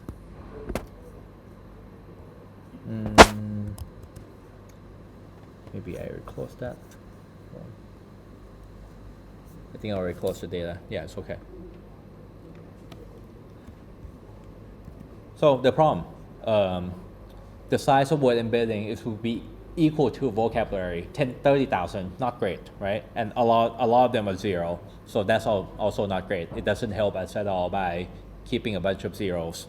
So what we will try to do is that we want to compress it. So you might have heard of dimensionality reduction. That's basically what we will try to do. Okay, so instead of having a vector of 30,000, so it's a vector space in 30,000 dimensions, and we don't want that. We want to reduce the dimension, okay, from 30,000 to maybe 200. Have you heard of dimensionality reduction, PCA? Yeah, eigenvector, eigenvalue. You can totally do that too. By the way, which I would not teach, but it worked for a long time actually.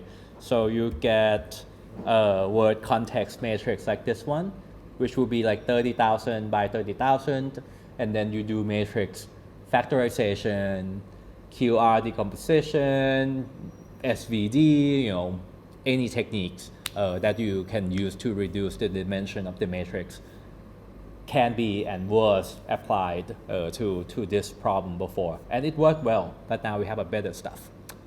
So I'm gonna skip that part, okay? When I was a student, I have to learn that hard kind. You have to learn matrix decomposition, but I'm gonna skip that one now.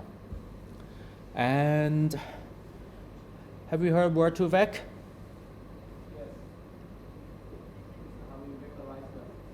Yes, exactly. So word to vec. Let's look at the output of word to vec. It's an algorithm that would reduce the co-occurrence data into something like this, and we call that a dense vector, not sparse, dense. So dense vector, this is embedding for a word. I don't remember which word. This is actual embedding, okay? So it has 100 dimensions, I think. So it looks something like this, very dense. We use all dimensions, which is awesome. And one observation that we could see here is that there are small numbers, usually between -1 to 1, but you can see some bigger values, but it will look something like this, okay? So this is it, this is meaning. It's in here, but we can't see it in the same way anymore, right? We cannot just say how many times it co-occurs with what, right? So this is a dense vector. So even when you try to visualize it by using a heat map like this one, if it's really red, it's really hot, that means high value. If it's really blue, that means it's very cold, so it's negative values, but you don't see any real meaning to it. So king, man, and woman, again, we think that king and man should be similar, and man, woman should be maybe similar too. But yeah, again, if you look at the dense vectors, you would not see any patterns at all. And if you look at more, you will not see any pattern. We know that this guy is very high for some reason, and maybe it's because they're all nouns, maybe, but we don't know that. Okay, so word vectors, we do not look at the values at all. We only take cosine similarity between them to know that it works. Okay. Word vectors. Okay, so they are, we say that when we train this model, we train word2vec model, word vectors are in the same vector space. Okay, so we can compute the semantic similarity using cosine similarity. And yeah, let's see if it works. So if you take the embedding and actually compute cosine similarity, this is actual data. Girl and boy would have similarity of 0.9, which is really high. But man and water is 0.3, which is good. It makes sense, right? King and water, even lower. Queen and woman, higher. King and queen, see, you capture all these similarities, right? So we know that the model is doing something right.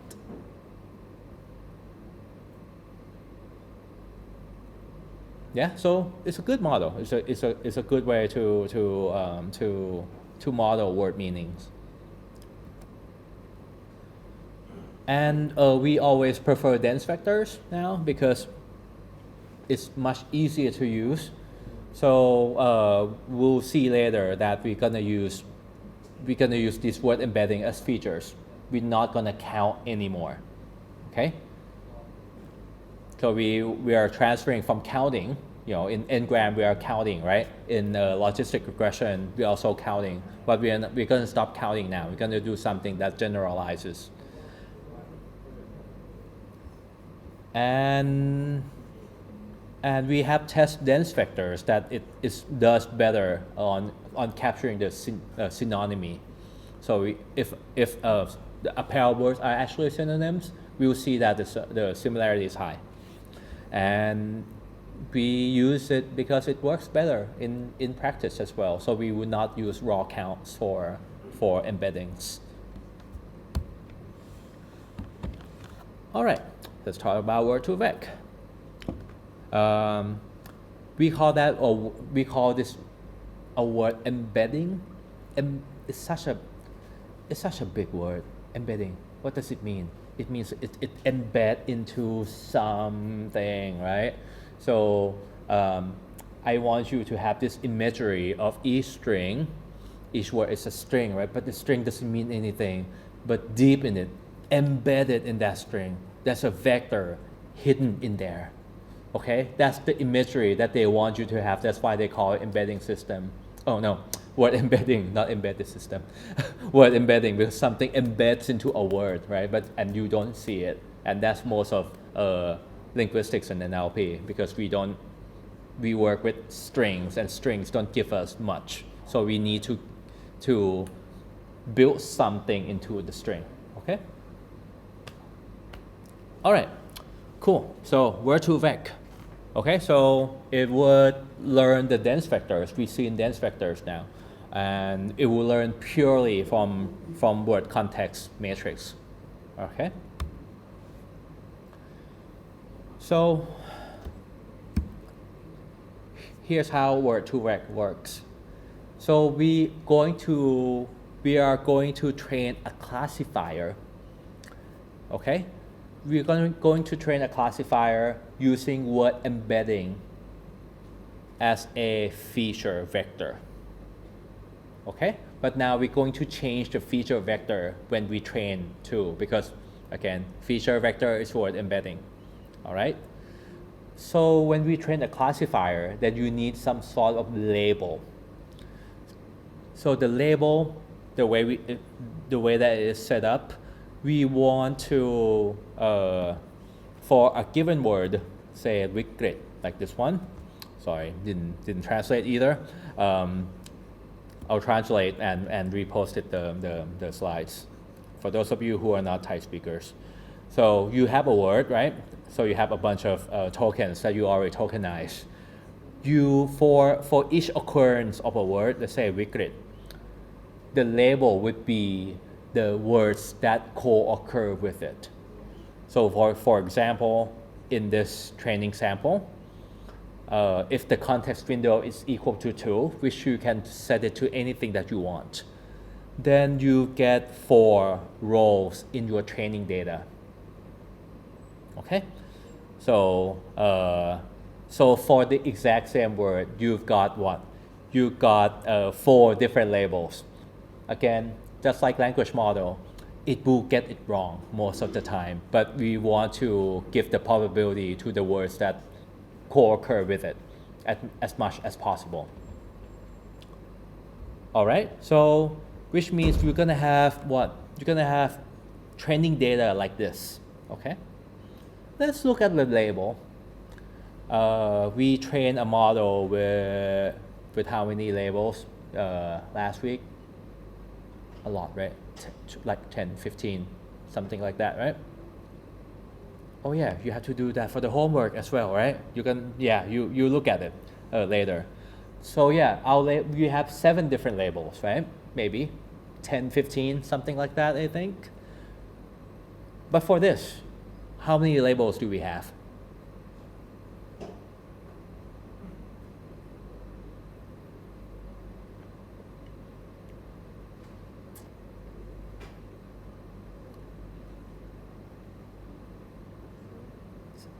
Seven? What are the 7? Yeah, each word, right? อันไหนฤดูกฤตจะร้ายแรงขึ้น Yeah, so equal to the number of vocabulary. So if you found 30 different words in your data, so it will give the probability distribution over the vocabulary. Okay, so it's a classifier that gives the probability over the vocab. So that means your classifier is not limited to 10, 15, 30 labels. It could be 30,000, and the math will work out the same way. Okay? All right, so how do we predict surrounding words, co-occurring words? It becomes text classification problem, blah, blah, blah. Okay, so we'll have a sliding window. So when we train, we'll look at one window at a time, and then we slide over. So we would not actually create this training sample. We'll look at this window, okay, and look at the co-occurrence,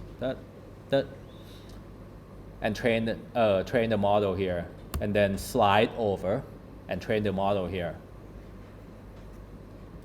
Okay, so we would use stochastic gradient.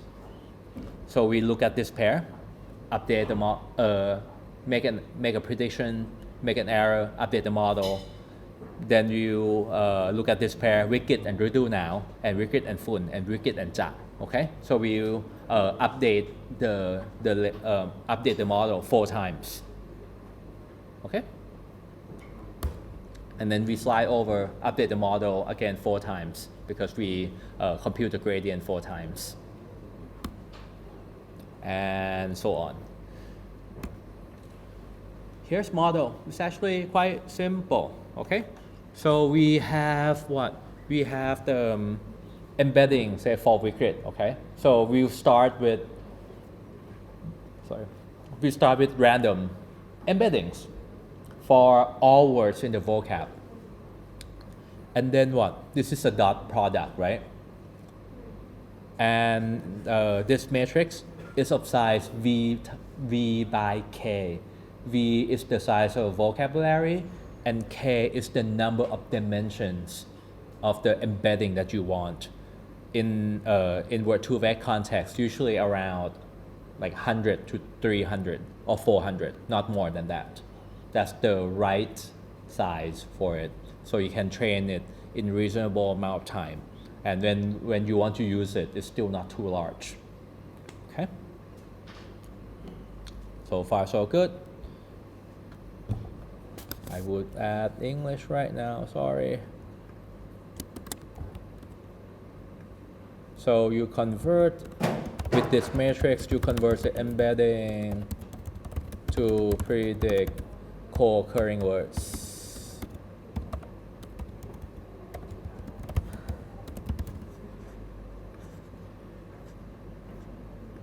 Okay, and then what you get on the right hand side is what's the probability of this word co-occurring with the word in the vocabulary. Sorry about that, very messy.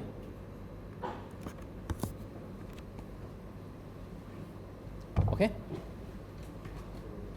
So yeah, this is a classifier. Okay, so you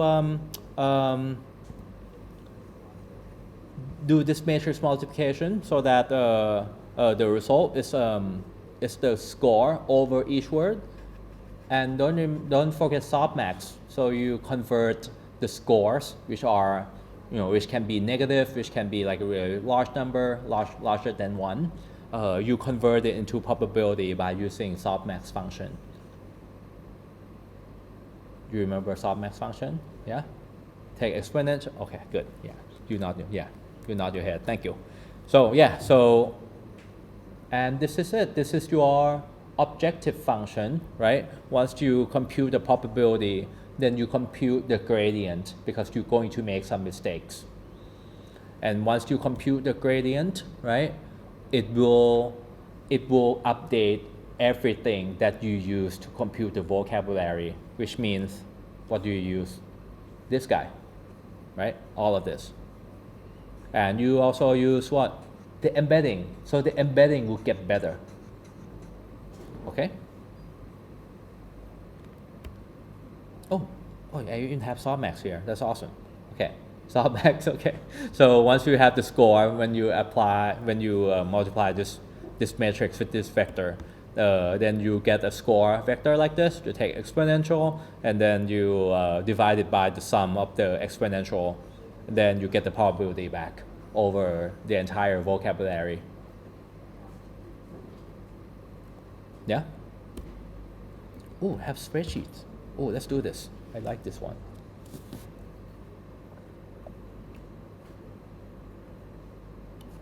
Okay, so what you end up with in this model, actually, you would have 2 sets of embeddings, but not quite. These are the actual embeddings that you're going to use after training. What do I mean by that? So suppose we look at this, right? Look at the first one. So we get the embedding, which is from here, right? And you put it right here. And for UT, that's what going to convert your embedding into to the score vector. And then exponential, and then convert it into the probability. So when you train, then you look at the actual label is 9, right? So 9, then you get, so the truth is actually 1 right here, right? Because it's actual word that co-occur in that position, and the others are all 0. So you would make an error, right? Because this is obviously not 1. It's 0.09. So the difference between these two will be used as a signal to update this guy and update all of this guy. So in a sense, you decompress it, right? So you have an embedding that compress everything about co-occurrence, and then you use this matrix to convert it back into the probability. I mean, we will probably want this vector, right? This is a very good word embedding, actually, because it gives you the actual probability of this word co-occurring with the word in the vocab, right? But again, it's going to be sparse and it's going to be really big, so we don't want it. So instead we have a matrix that would change, that would expand this embedding into this embedding when we train. All right. So which means when you train and train and train, this guy will get better at memorizing the words that are around it. So if it co-occurs with something that really co-occurs with Wicked a lot, then it will try to adapt to that statistics. Okay, so at the end, after all this equation, the embeddings will try to encode the co-occurring probability, which is this. Okay, but it does that by compressing it into a smaller vector. Yeah. So after you train by going through each window like this, keep going down, right? What would happen is that you would throw away this. So the U matrix will be thrown away altogether. It's not useful anymore because you already have your vectors, your word vectors, which is a weird thing about this model. So you train using like more than you need, but you want the knowledge of of each word only. So you only want the word embedding.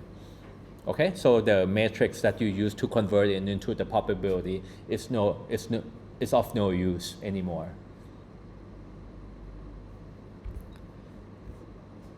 So yeah, so that's training. Okay.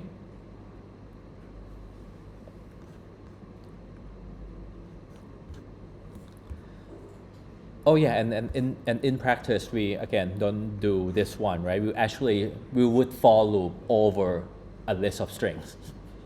So we don't even load everything into the memory. We just actually go through. We don't even load it. We actually read the file, and look at the word to the left and to the right. So we don't even store it into a variable. So it's very efficient. That means you can go through 100 million tokens very easily. And when you train word vectors, you usually train on at least 100 million words. So we scale it up quite efficiently because the algorithm is actually not that hard to run. It's not that expensive.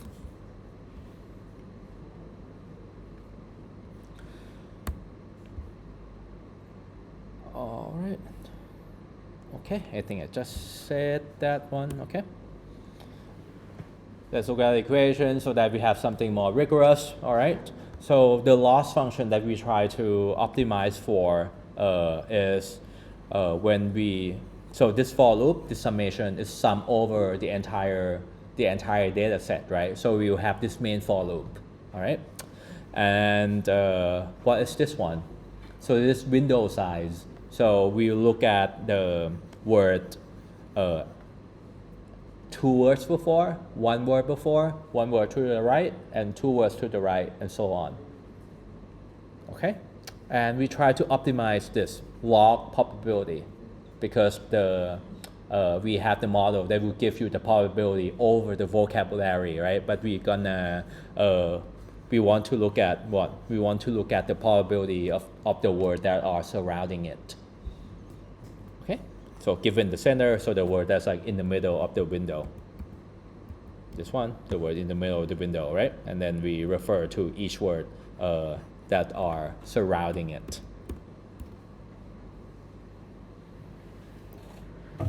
Okay. So this is the embedding, right? So the word that's in the center, we use the embedding V for the word at position I, right? And UT, so you take the dot product of U and V here, and then normalize by the exponential of it. Okay.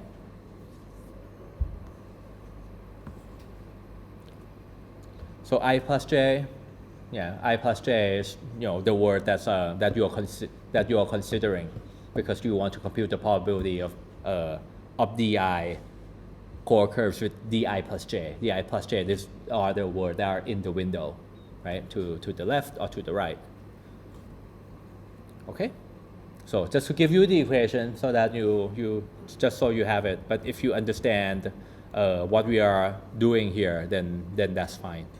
Then that's okay already.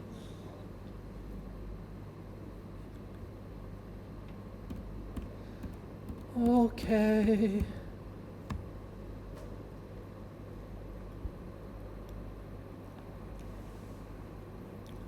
Okay, so when you train the word embedding, again, we don't do batch thing, so we do stochastic gradient. So we look at one pair of word at a time to compute the gradient for.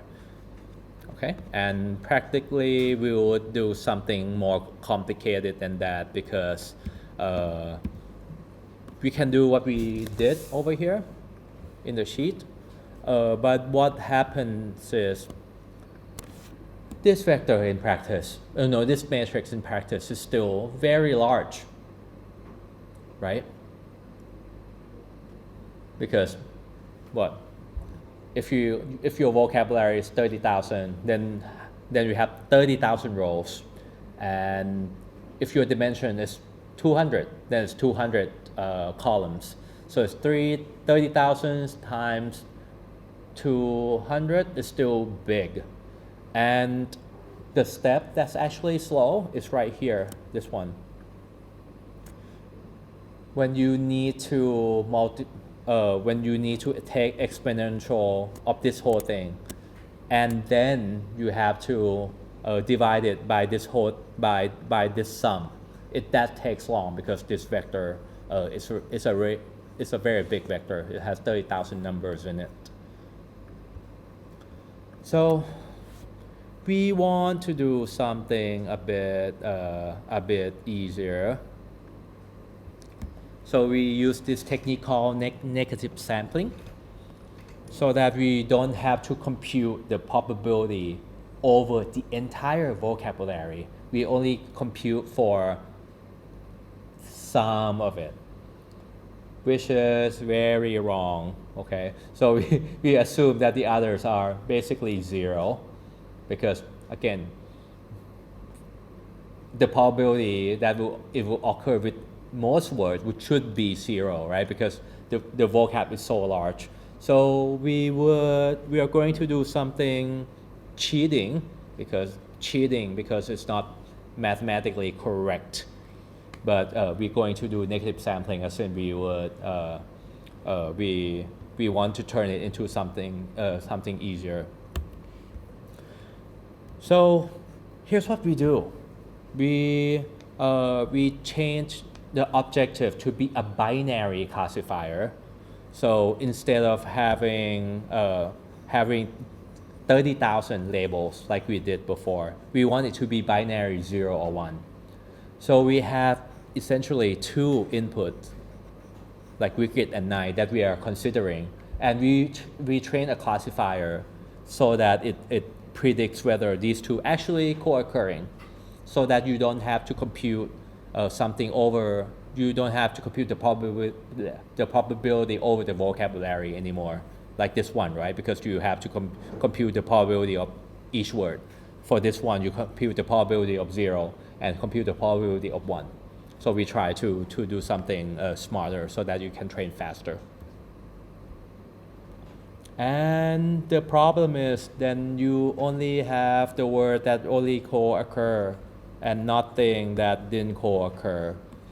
And you might be very curious right now how we do that, but I'm gonna leave it for the next episode, for next week, where I'll tell you how you could use negative sampling to speed up the training process.